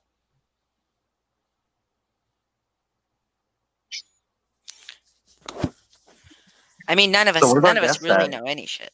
You're right. Yeah, you think he's too? I've seen him be a little, like in a couple videos, I've seen him be like a little bit, but, and like maybe a little bit arrogant. But I think, how can you have made so much money training dogs that you have a 40-acre, how many acre ranch that is dedicated just to dog training if you're not doing something right? Well, I mean, the Tiger King had how many acres dedicated to raising tigers? But they weren't raising other people's tigers and training them and giving them back to them. Okay, that is true. Yes, he does, and he doesn't turn a dog away. He saved, how many fucking pit bulls has that man saved? Him and Pit Bulls and Parolees, which I love that show too, are great. Yeah, I used it with my Maltese Shih Tzu, but it didn't feel not gentle to me, you know what I mean? But I have a Great Dane now, and I gotta be a little bit, I gotta be in control. My dog could take me down at any minute, so that dog needs to know that I'm the boss at all times. And my little dog, my little Maltese Shih Tzu, I could just pick her up if I needed to. She was being too big for her britches, I guess. But my dog, if he gets his mindset on it, he could drag me down, so he's got to listen to me, He has dragged me down. So I'm taking it our guest is having some difficulties. He's having issues because I don't know, somehow he must have blocked access to his camera and microphone. Oh. So I'm trying to tell him how to fix that. Okay. I don't know if he's getting it.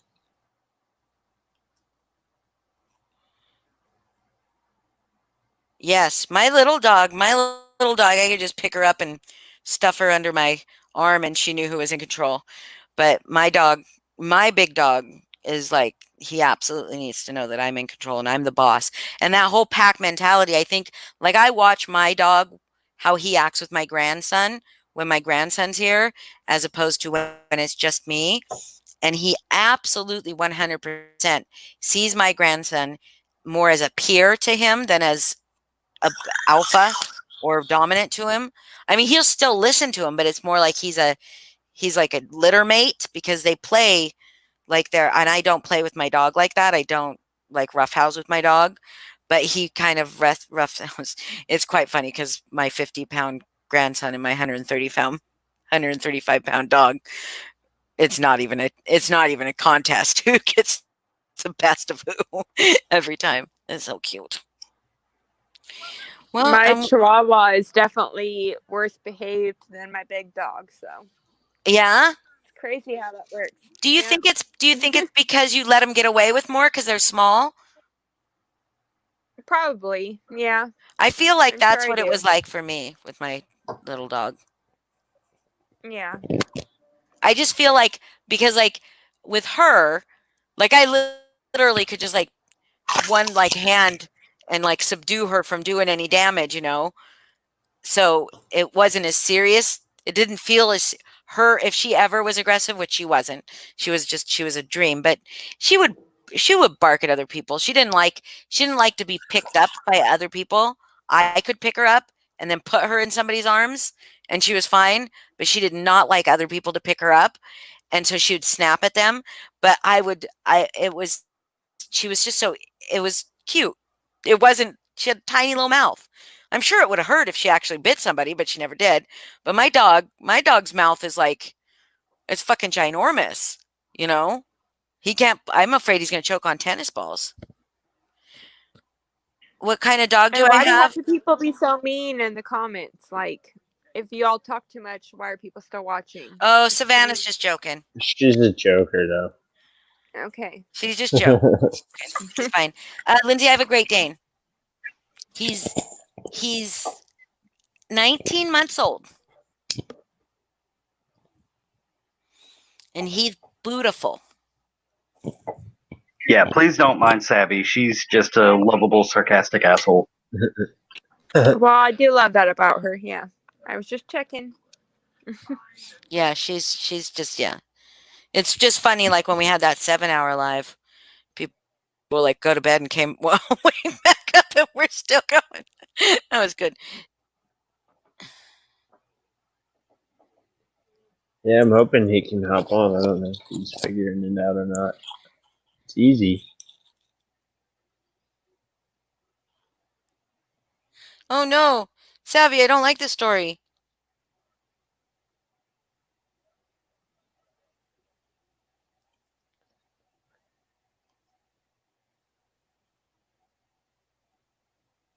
Oh yeah, okay.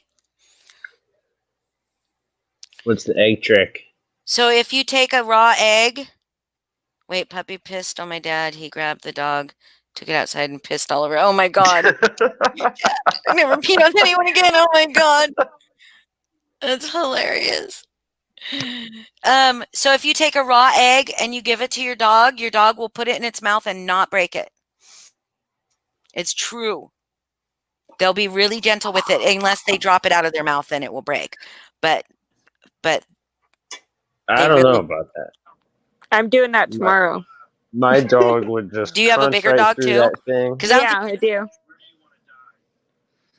Try it. I mean, I do it on a hardwood. Rocky will just chop right through that thing. And no, try it. Try it. I definitely will. I thought my dog. I don't think Chloe would do it. I don't think the girl dog would do it, but my boy, he would do it. I think he would. I'm telling you to just try. It's like it's almost like they know that it is a baby. It was trying to be a baby at one point. Or they just don't like the taste of it. Like, get that out of their mouth. Maybe. I don't know, but I don't know if I want to do that because, salmonella could come from the shells. So wash it. He says he'll have to do another day. He can't figure out how to get on there. Yes, it is. It is, Savannah. Sometimes I put scrambled eggs in his food for breakfast too. So okay. So our guest was was going to be Josh Teller. He's got some pretty, I think a pretty like worthwhile thing for people to hear. It has nothing to do with this community in and of itself. But I'm going to wait but he's having technical difficulties. So we're going to try another night, but I would really encourage all of you to come watch it when we do and to listen to his message and his story about a very special little girl. And Yeah. Oh, Savannah's hungry. Oh, me too. So there you go, Foz. So after you try the trick with Rocky, put the raw egg in his. Actually, I don't think dogs can get salmonella. Yeah. I don't think dogs, because they fucking will eat a raw chicken. They can eat raw chicken that's not been. Yeah, I don't think dogs can get salmonella. I'm gonna have to look that up. Oh wait. Oh. Yay! Hey, it worked. Yes. Okay. So I just announced that we're going to try it another night, but go ahead. Tell your story. Anyway, guys, a couple weeks ago, I met a very special new little friend of mine. Here you go. Let me turn this around. Hang on. I don't know if I can turn the camera on. So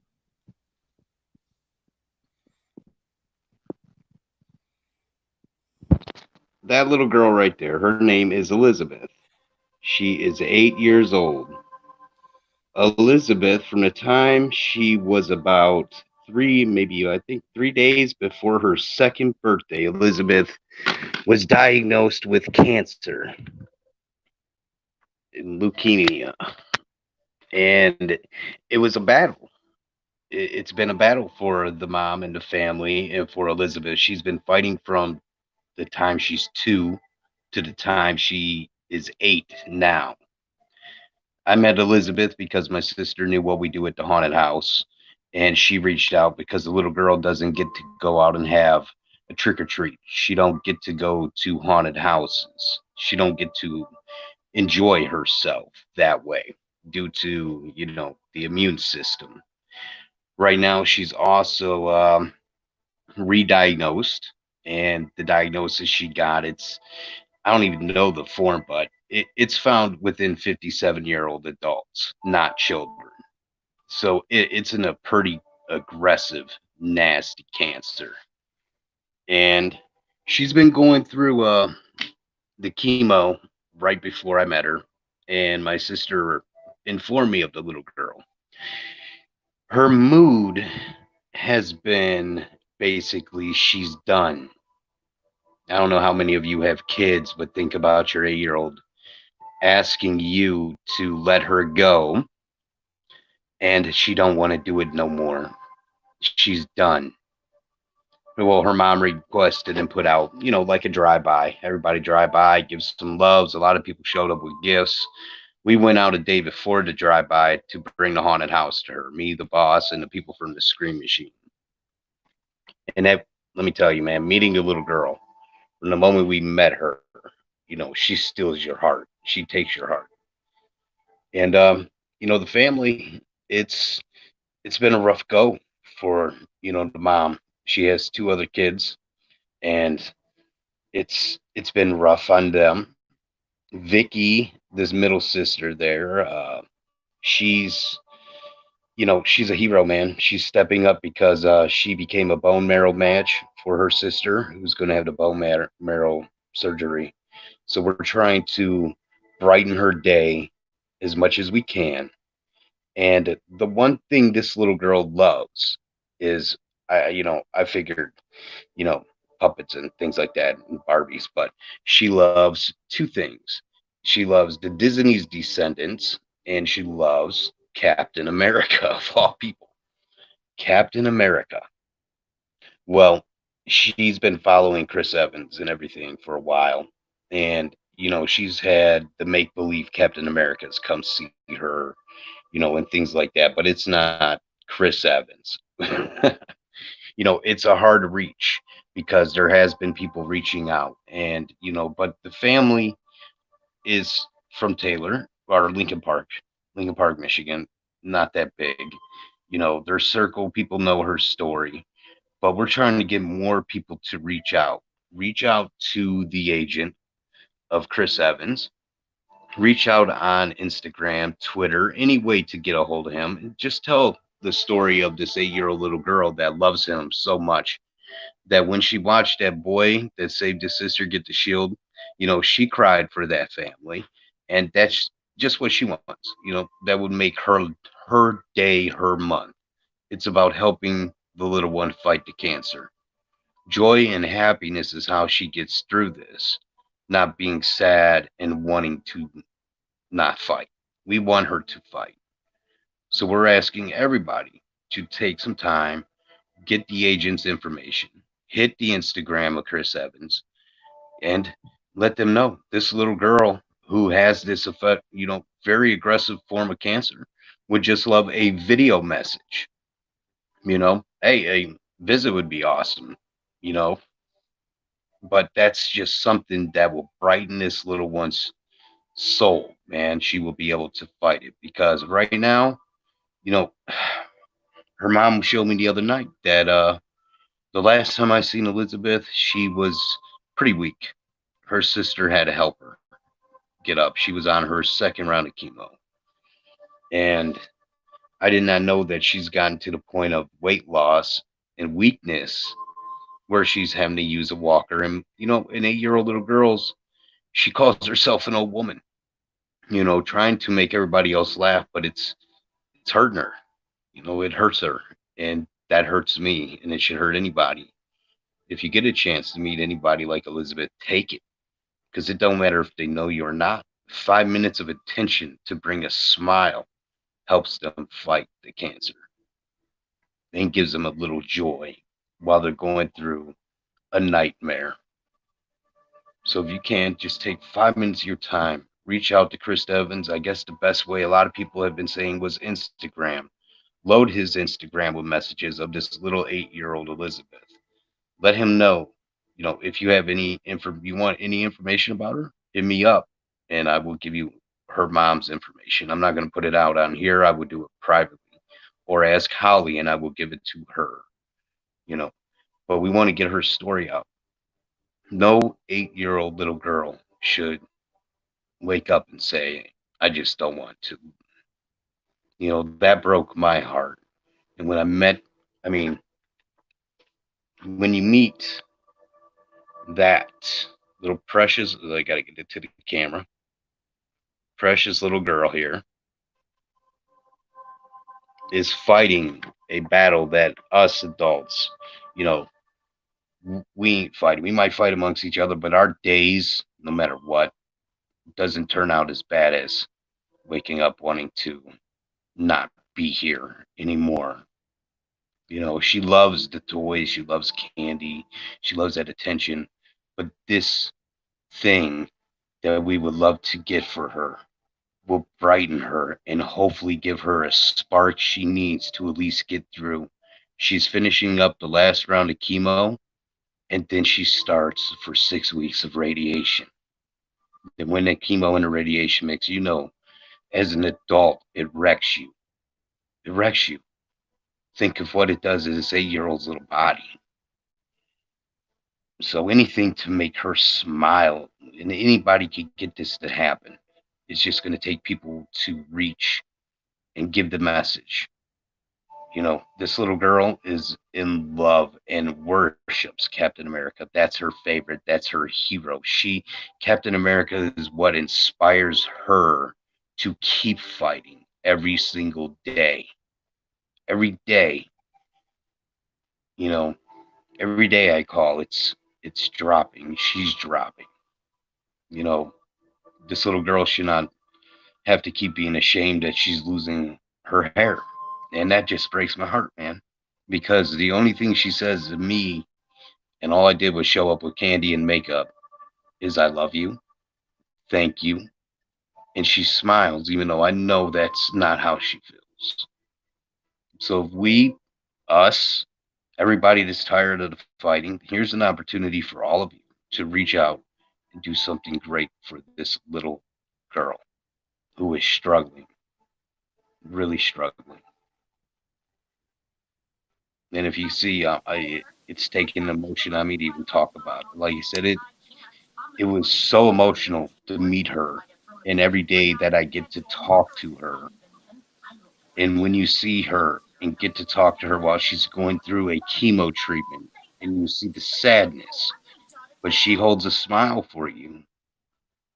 She wants to try to make you happy, not herself.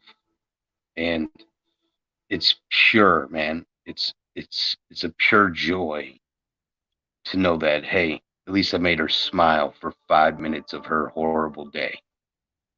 You know, that's all I could do. I could reach out with toys, candy, and things like that. You know, we got a lot of special things planned for her at the haunt when she's able to, and that's next year. So for a year, she's going to be fighting, and we got to keep her happy. You know, and this one amazing thing, if we can accomplish it, I think will give this little girl the biggest boost she needs to want to continue the fight and not lay down. Because if that don't break your heart of a little 8-year-old, you know, just telling, I don't want to be here.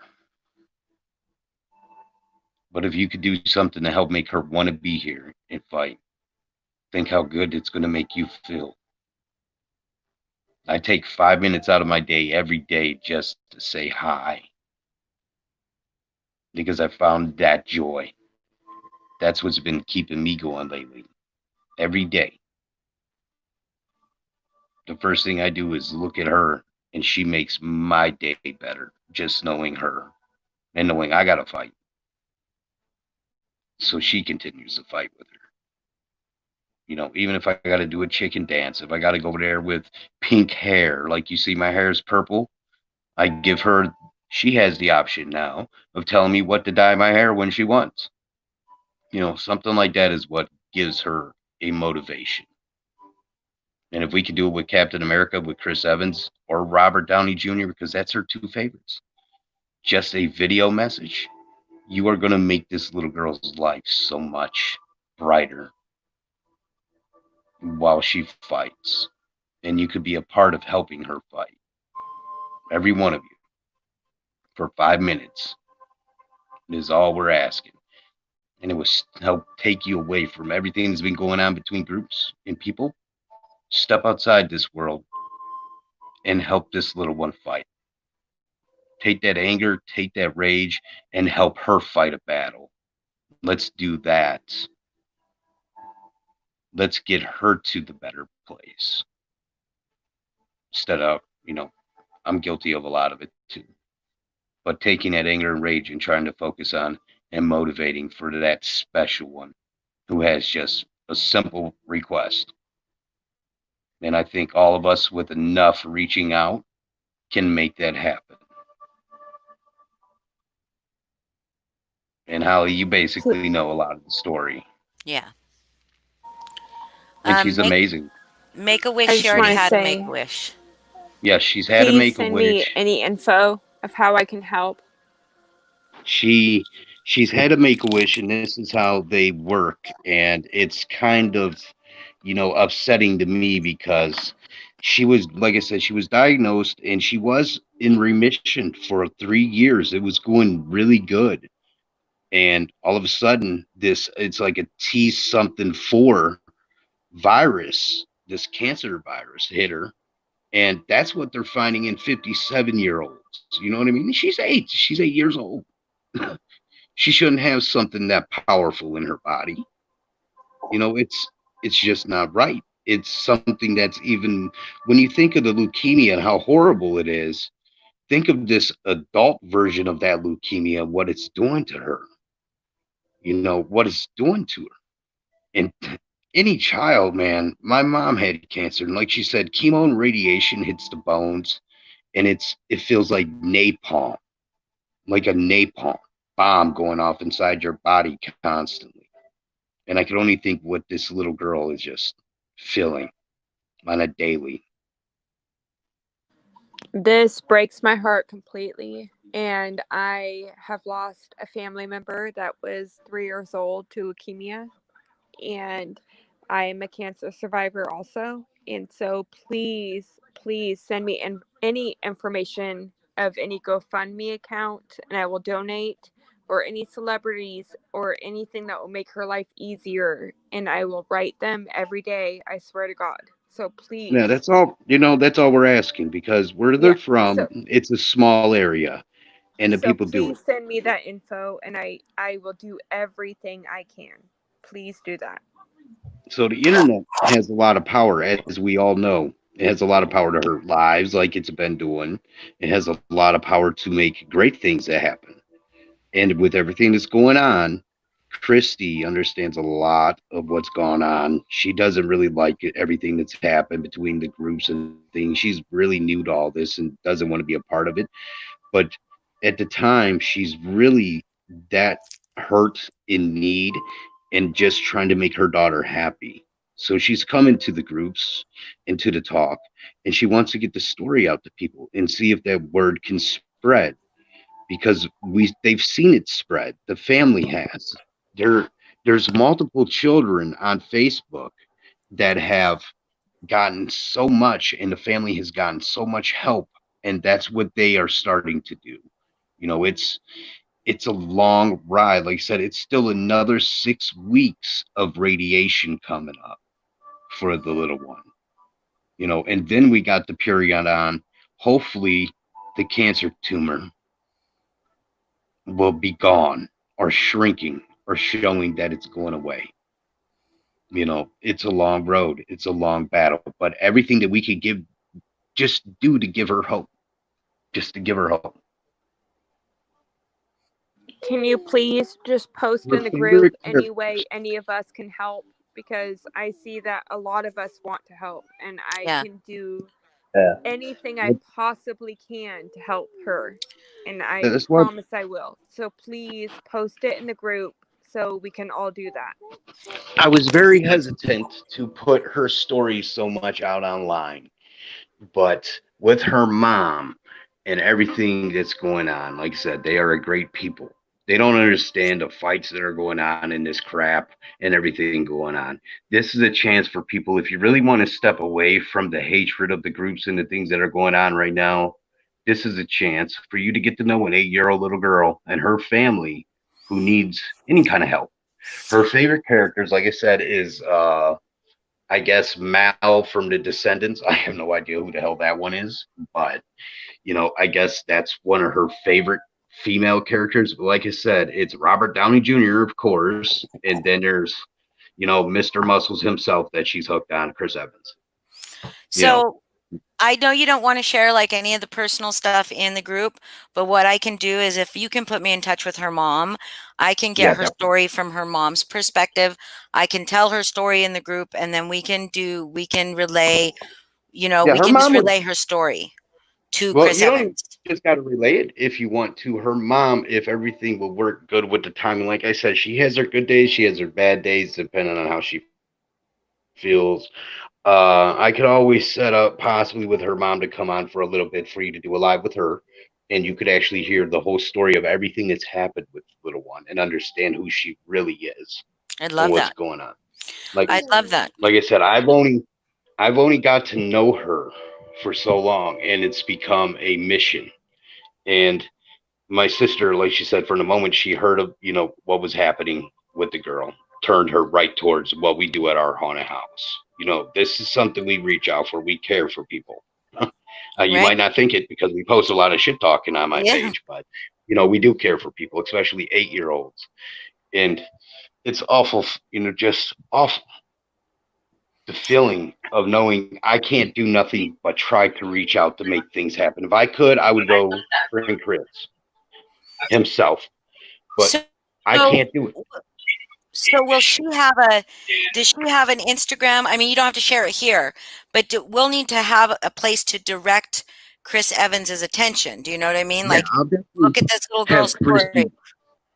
I'll definitely have her get in touch with you tomorrow. Okay. I'll give you her name and everything. But if any of you want to reach out and you want to see her, I will have Holly put her information out in the group, her name, and you can make contact. Like I said, the family is, anything helps, man. Yeah.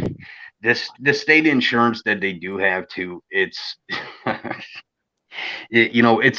think about insurance, Holly. You know about insurance. Come on. It's killer. Hmm. They're trying to kill the family alone. You know what I Oh mean? yeah. Just in you have 3 weeks of chemo, which is like $3,000 a pop, and then you have radiation, and God only knows how much that is, and that's 6 weeks. And then that don't even include the hospital and the doctor visits. Right. It's It's ridiculous. And I it, would it's love for, if she's willing, I would really love for the mother to have some sort of support also. I can't imagine what she's going through. As a mother myself, I mean, she needs support too, not just her Absolutely. daughter, but I can't imagine what she's going through. And so, if well, she's willing, I would love to extend any resources I have to put to her. So, you can please reach out to me. I do have a lot of resources and I would love to help in any way I can. So, please. yeah, she's the family's been turned down. I mean, from things that because it's you look at it like she's had it since she was 2. They started doing like Make a Wish and things. At a certain age, she goes in remission, and Make a Wish told the family, well, she's already had cancer and she can't have another Make a Wish, even though she's in out of remission now and it's came back. And then think like, well, it's back, and she still has a possibility of God only knows the worst shit happening to her. You know what I mean? What's the problem with giving her one more Make a Wish? It's a whole different cancer. It's not even what she had prior. It's even more aggressive. And Make a Wish basically told them, nope, nope, Yep. you're on Sorry, your own. she didn't die, so she doesn't get another wish. Yeah. Well, and it doesn't matter. She's a child who is facing death. Yeah, I right. mean, imagine how that She should get as many wishes as she for her. wants. Exactly. I mean, imagine how that feels as a child or anyone in general. I mean, it's heartbreaking. It really is. And the worst part now is, like I said, Vicky is her sister, and she is, like I said, she's my hero. I found out about the bone marrow. You know what I mean? She's going to be giving the sister her fucking bone marrow, and it's for her to be brave enough to actually go through that procedure. That is her sister, but for her to suck up the fear and say, "I'm doing this," and go through with it, that's bravery She in a deserves something heartbeat. too. And like I said, her mom, Vicky never gets no kind of recognition or anything. What she's been through and dealt with watching her sister. So, her mom does have a thing out there, and I guess she is trying to give Vicky a good gaming computer built. She's got a guy that has a price on building them because she wants to go to school to design, I guess, video games and shit. Cool. Let's So, do this. Let me talk to her mom over the next couple days. I will get either you can give Amber's name to her mom too, so that Amber can talk to her, and let's get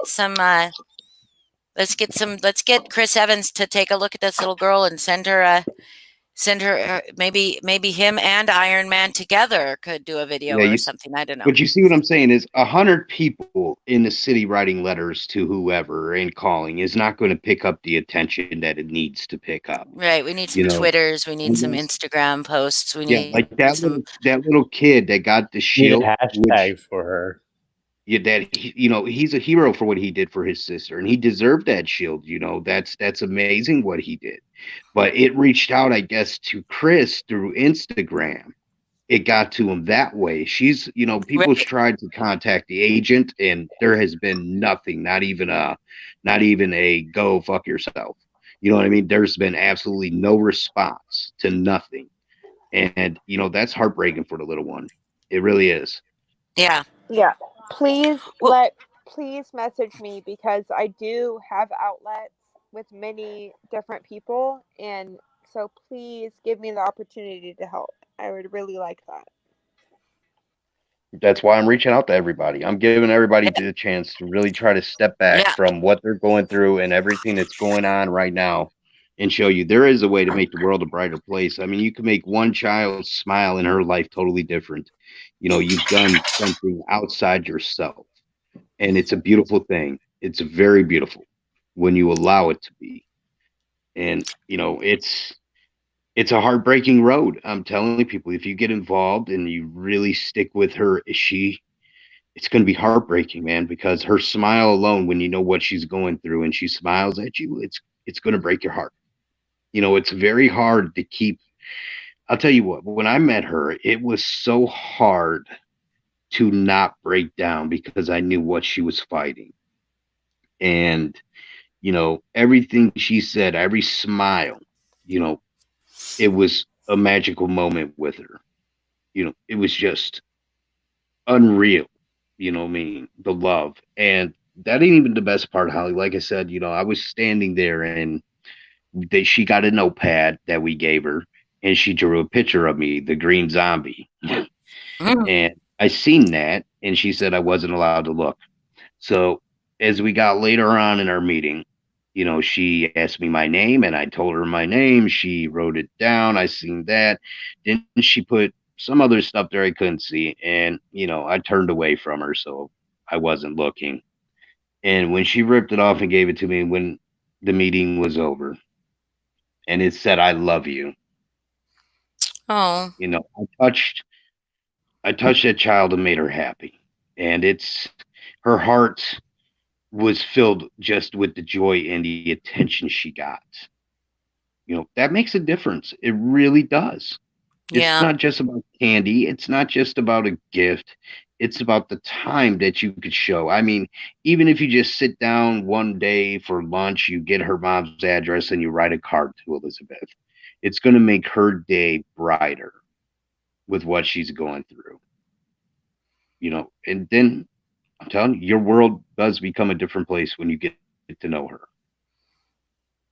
Well, we're gonna, I mean, there's enough people in these groups that don't know each other, so they all have a separate reach to a separate audience. You know what I mean? Yes. Like I might have 500 followers, which I don't. That would be 500 different followers than Amber. You know what I mean? So with enough of us reaching out and creating a movement to get Chris Evans' attention, I think we can do it. So Yeah, I think yeah, you can too. It's just going to take more people than 100 people to get that attention. yeah, You know, it's just not enough people to reach that level of, okay, I'm going to look at this. But if he's being flooded with things about Elizabeth, he's going to pay attention. You know, somebody in the office or around him will pay attention and finally say, hey, you know what, dude, this little girl and these people are serious. Why don't you at least give her a video? Hi, Elizabeth, how are you doing? I heard you're having a bad day. You know, I mean, he knows what to say. He's yeah. done this shit 100 times, and it doesn't matter how many times he does. It still brightens every child's day, and especially when they're fighting, man, when they get to see somebody they love like that, it is a straight boost to the immune system. She's going to be jolted and happy, and it's going to make her day and her month brighter, and she's going to realize, okay, I can fight this. I got this. I can really fight it. You know, any Right. motivation. That's what we're looking for. Any motivation. Instead of her being so down, we want to lift her back up, and we want to keep her at least right there in the middle. She's going to have her bad days, but we want to get that point of, you know, there's people out here. We do care about you. You're not alone. You're not fighting this shit alone. And hopefully we could get one message, even if it comes from Iron Man or if it comes from Captain America himself, you know, just to lift this great kid's spirit because she deserves it. She really is a hero. The way she fights, and she's been fighting this, it makes you think like, wow, as an adult, like, man, could I honestly even be a parent, look at my son and think, man, Jared's 3 years old now. She was a year younger, and now she's man, it kills me, Holly. I'm like, wow, I don't even know how how Christy's able to function on a daily basis with what the woman has fought herself. No, I know. Right. I can't And fathom. that's why I worry about her as a parent also. I mean, I can't imagine what she's going through. And It's a great if I person. can, I'm fully committed to helping this child and her mother. I will do anything I can, I promise you. And I will help in any way I can. So it's really breaking my heart. I'm literally crying right now. So, Yeah, we are gonna. I mean, positive thinking. We're gonna get his attention. We're gonna do something. We're gonna get something done, Mike. We're gonna get it done. You Yeah. tell Christy is her name, her mom's name. You tell Yep, Christy Christy. to get in touch with me that I want to speak to her and I want to hear Elizabeth's story and I want to be able to tell Elizabeth's story with knowledge, you know what I mean? So that the people that I reach out to get the story. And and if I can tell her story like you can tell her story, then I want that to be, and we could do something for her sister too. I mean, her sister's fucking doing something incredibly brave. Yeah, Incredibly brave. I've heard that surgery is extremely excruciating painful. I mean, it's a nightmare to think of, man. That's what you got to do to save your sister's life. Is you're going to go through some shitty pain, man, and hopefully we are praying and we are hoping that this bone marrow does a wonderful thing. And you know, I'm hoping she could get rid of this for a few years. Just Or give her a forever. few. Or Oh yeah, forever. Let's hope I forever. would. Let's hope. Yes. Just so she could live a happy life and be a child. You know what I mean? Yeah. It's because it broke my heart when I said, "Wow, she walked out of her house and walked one house over and got candy and had to go back into her house while other kids are out trick or treating."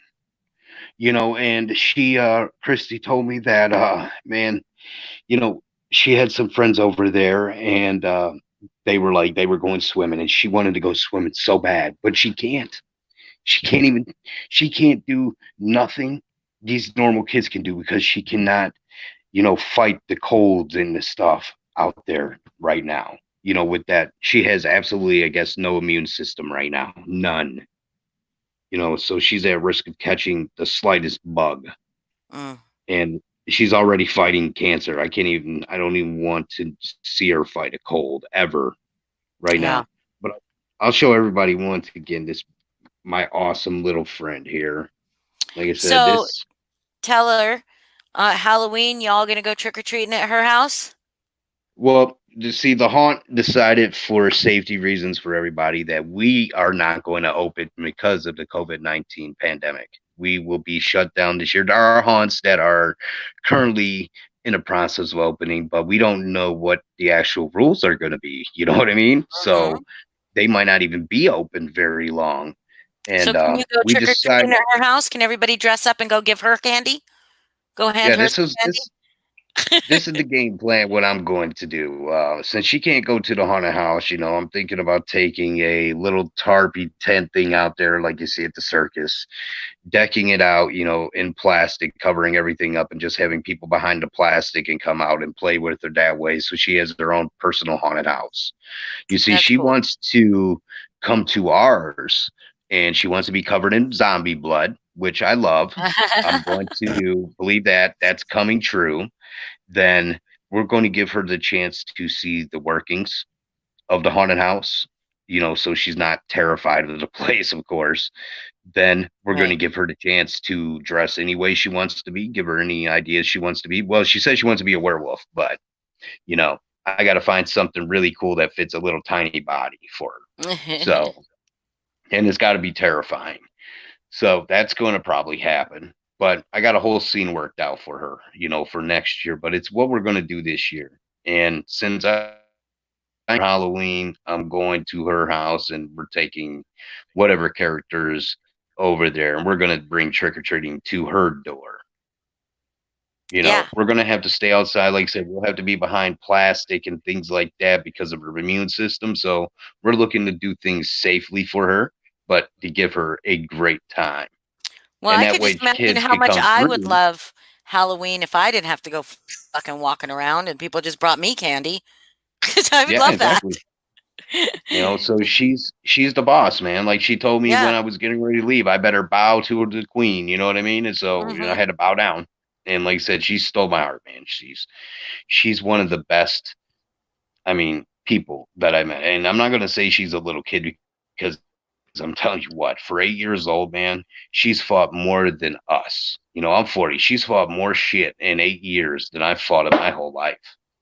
The battle she's fighting now is life and death. You know what I mean? Yeah. So there's nothing I can bitch about or really complain about if an 8-year-old could battle. But it's reached a point now that, you know, I know sometimes the chemo and radiation it can mess with your head. And it's gotten to the point to where she's done, just done. I'm hoping that maybe it's, just the, chemo radiation messed with her a little bit that's knocking her down and, messing with her brain that way. And she's really not thinking herself about that. I guess she begged the doctor the other day to remove the port that's Mm. to remove that port so she could just go and see her grandma. And like I said, she's just too precious to let go. Yeah. We won't let her. That's why we got, I would do everything I can out here to fight just to make her happy. And we'll help you. And Absolutely. that's what it's about. And that's where a lot of people forget because we're fighting with each other all the times. But as haunters, we got to look outside of ourselves and what we could do, for other people. Our haunt seasons, a lot of them are in jeopardy. So what else can you do? Take 5 minutes, man. Go to the children's hospital. You know what I mean? Go make somebody smile. You don't got to be sitting at home. Go do something. Go do something for these kids that can't come see you. Find one in your neighborhood. Find out who they are. Find out what they like. Find out if they like characters. Because you never know really what this little kid is honestly going through, man. Like I said, Holly, I can't even sit around and think like, man, at 8 years old, you're supposed to be having fun, man. You're growing up, you're learning, you're supposed to be with your friends, you're supposed to be able to go outside, ride a bike. But here's this little one just stuck in the house 24 hours a day, 7 days a week, nonstop. The only place she's going is to a fucking doctor's office to be stuck. You know what I mean? And I can understand where she would be like, I don't want to be stuck with needles no more. I'm sick of this. Stop that. But to hear that she's coming to a point where I want to go be with somebody that's not here no more. Yeah. That's not right for any child. I don't care how old they are. It's not right. Kids don't need to feel that way. They definitely shouldn't. And if you could take They 5 minutes definitely out of your shouldn't feel time that way. and dress up, find out what the kid likes. Just dress up and go over and make them smile, man. Bring some joy and cheer to their life. Shit. If you got to dress up like Santa Claus, go over and see them. They enjoy just the attention. It's not about toys or spending money, man. It's about the attention. That shows them, wow, I don't know this person. I don't know any of these people, but they care about me. Why? Well, fuck it. Who cares? I'm going to boss this guy around and make him jump on 1 foot for 3 hours. That is what it's all about. And you obey, you just do it. It don't matter how silly you look, what you're doing. It's about the fun, the smile, the happiness that comes along with it. There's nothing else I can say than this little girl deserves, so much more in life. I Absolutely. mean, I would give her any part of my body if it would save her life. I mean, that's just how precious she's become. You know, that's how much she's, stole the zombie's heart. She froze my heart up at first. She made me mean towards the other people, which I loved. And then she straight up, she gave me a heartbeat. You know what I mean? She stole it. You know, I'm her zombie now. She bosses me around. It's great. It's great. She sent me down the street. She wanted me to chase some kids around. Everybody came over to the house like, what the hell is going on? Why are these monsters outside? So we started chasing kids down the street. It's, that laughter, that joy, that's what it's about. That's what it's all about. So I hope you take the time and watch the lives and you get to meet Christy. Because in time, when she feels safe and comfortable, maybe, hopefully, you'll get a quick glimpse of that very awesome best friend of mine, Elizabeth. Like I said, this cancer, I don't know the specific name of it, but it's, like I said, it's T something, it's T cell 4 or something like that. And like her mom said, it's only found in 52, 57-year-olds. Adults. Why in any child does this shit have to happen? It's crazy. And then when you get to know it, if this was your family, God, it becomes a different game. It really does. Or when you get to know a family personally, it's a different game because you start caring, man, really bad. And it touches your heart. Anytime she cries, she breaks you down. I don't care what I'm doing. If I turn something on and I see sadness, I just want to break down. I'll be in the store, McDonald's, and want to break down because I just see the sadness in my friend's eyes. She's hurting. And I can't go to the hospital. I would love to go to the hospital. I would sit there all day with her while she's getting chemo, dressed up as a zombie and terrify the staff, But we can't do that now to this virus because of this shit.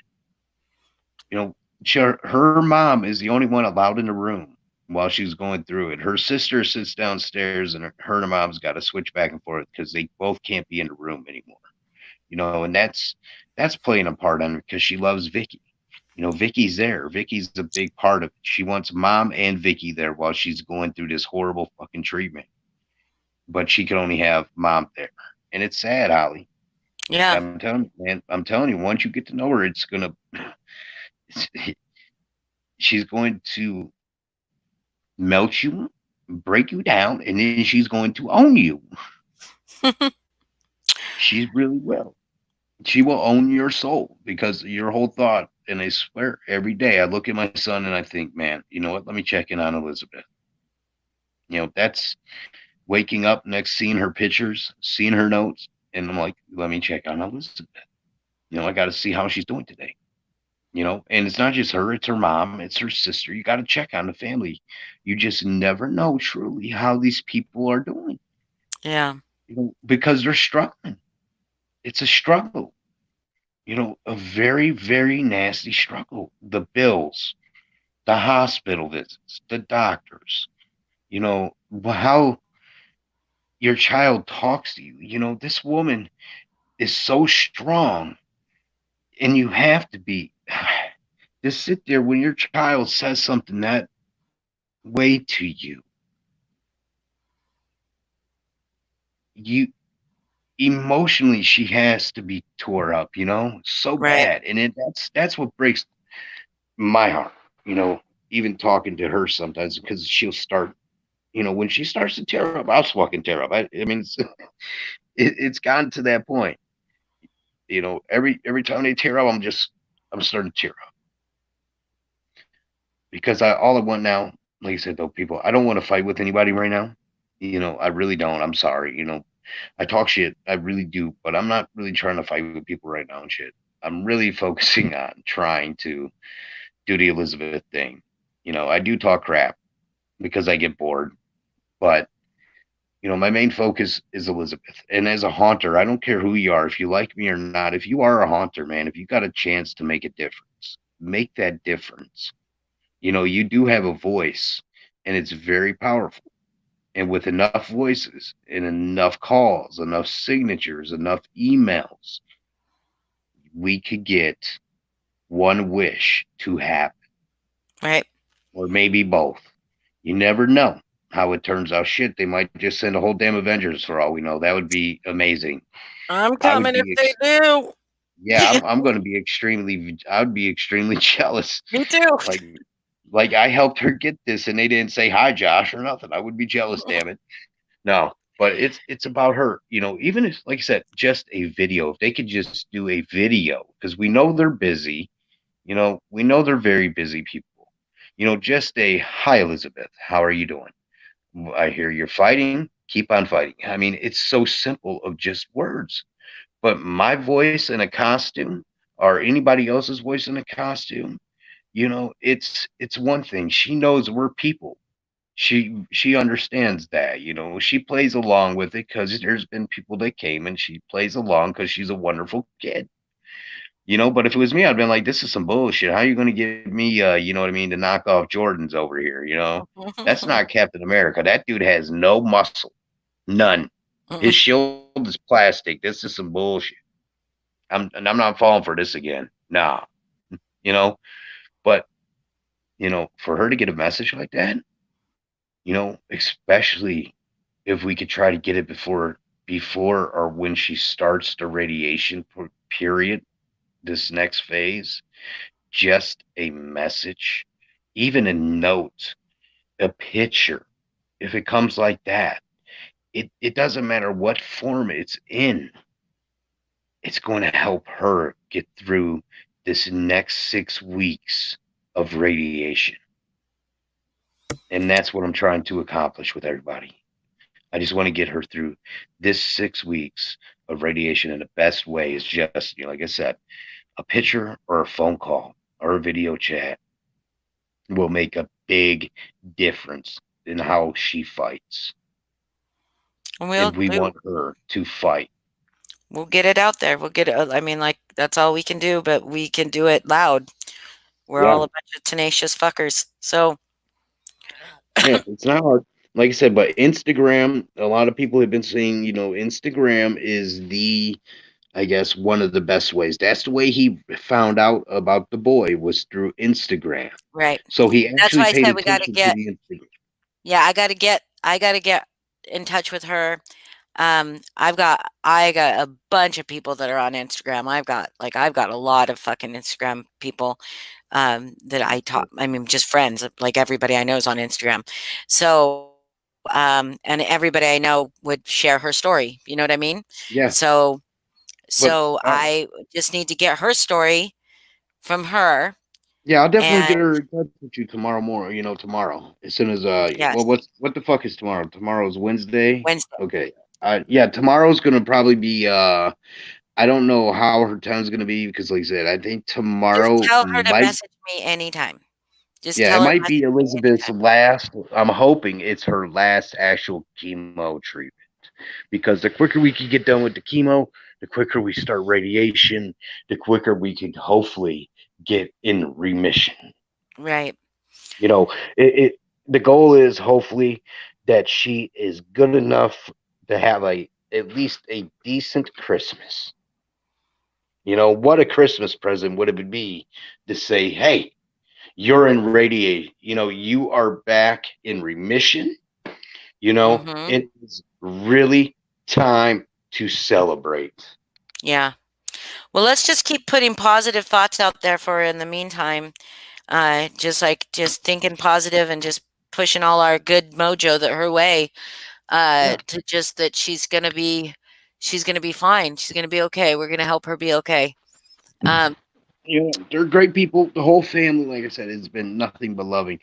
And if you guys learn about Victoria, you know, Victoria just graduated high school. Like I said, congratulations to her. So that's awesome. That's very fucking awesome.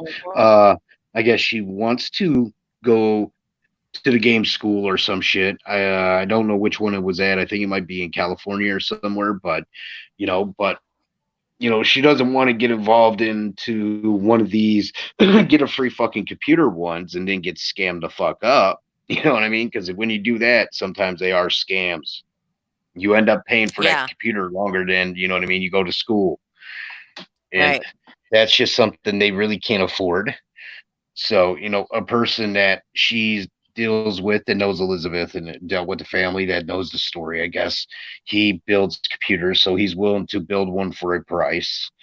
And you know, you could talk to her about that. Like I said, it's that was pretty much new. My wife is looking into helping her out with that.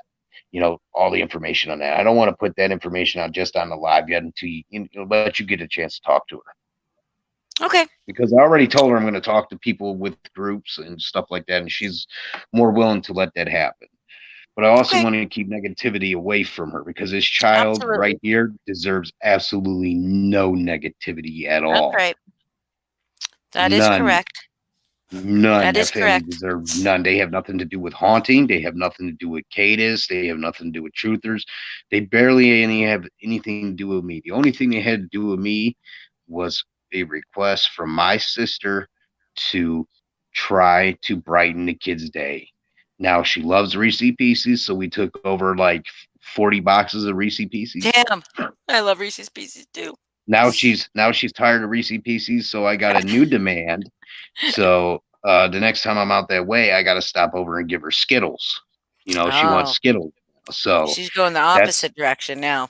yeah. So now you know I'm stuck forever having to get candy. So That's you know I okay. You're the open candy man. Yes, You be the I candy open man. Pandora's box. All You know, right. So, hey, Teller, we've been on yeah, here for almost 3 hours, it's and late as can be. yeah, I know it. and I just it's late for me. It's late for Foz. Foz got to go get to work in the morning. But please It's give her my 2:35 name. here. It's late for me. Give her my name, or give me her name or something and message it to me. Yeah, But give definitely. her my name so she can reach out to. I don't want to bother her, but just I'm gonna have her reach let out. me. She'll reach out. Please do. And then Amber Jean Roberts, name too. She would like to hear from her too. Yeah, like I said, everybody on here, I could not see if you guys were asking questions why I can't answer, but well, the platform I'm on right now, what I had to you come in to use, I cannot see any comments, guys. Oh If I yeah, see comments, I gotta back people were out. just listening. They did ask who her favorite characters are. You said Mal and Captain. I said Captain America. Yeah. You Like I answered said, the I don't question about Make a Wish. I don't know who Mal is. Make a Wish, yeah. I can't believe they only do one wish. That kind of upsets me really bad hearing that. That really does. You know, you donate money and you give them money for this, and now to find out they only get one wish, that kind of tempts me to actually talk to them about that. You know, especially when they get almost like $45. You know, every time a letter comes in to my mom's. You know, my mom gives money to all them places. Like I found out some pretty disturbing stuff about. I don't even want to put them out there, man. The hospital, Children's Hospital, though it's the big one. And you know, I don't want to say their name on here just in case, you know, they don't like what I say. But the big hospital there, they have one rule, I guess now, and basically you know, you figure what's getting paid and they broadcast family never gets split up. Well, that is some bullshit. Christy could tell you some stuff on that, and I've learned, you know, that's why they're sticking with the average hospital they're at right now, because if they go that other route, they're going to have to separate. The family would have Oh, to separate. that And sucks. it's a long ways from Michigan all the way down to like Tennessee, Alabama, I guess is where it's located at. The Oh, closest one. Yeah, so it's not an easy drive just for family to mm-mm. come, you know, visit you. You know Right. what I mean? So it's, you know, that's kind of what, you know, a real crazy move to do to a family. You know, when their advertisement is they don't split families, but that's Yeah. splitting a family in my book. Yeah, for sure. For sure. Either Well, mom or dad. yeah. Well, Josh. Yeah, it's time to get off here. I got to get to sleep. Like I said, I'm going Yeah, to get me in touch too. with her in the Yes, morning, please and do. I will Please, I'll shoot bug it you right about it to you. until I hear from her. So if you don't want me to bother you, you better get Well, her in touch with me. me and little guy. You know me and little guy will be up about 10 o'clock. Okay. All All right. right. So I look forward to hearing from her. Thank you so much for coming on, All right, everybody. letting us know, and we will get this out there. I promise. Yeah, All right. like I said, everybody. Hopefully, everybody can help. Like I said, even if it's 5 minutes of your time, man. Screw the hate, screw the shit talking right now. This Yep. ain't about us. This is about a little one, Yep. that Yep. we all can do something good for her. Because no matter what, we all have a voice. But I'm out of here right now, guys. All right. We'll talk to you right. tomorrow, okay? Yeah. All right. Good night. Good night, everybody. We got to let Foz go to work tomorrow, so he's got to get to bed. All right. Good night.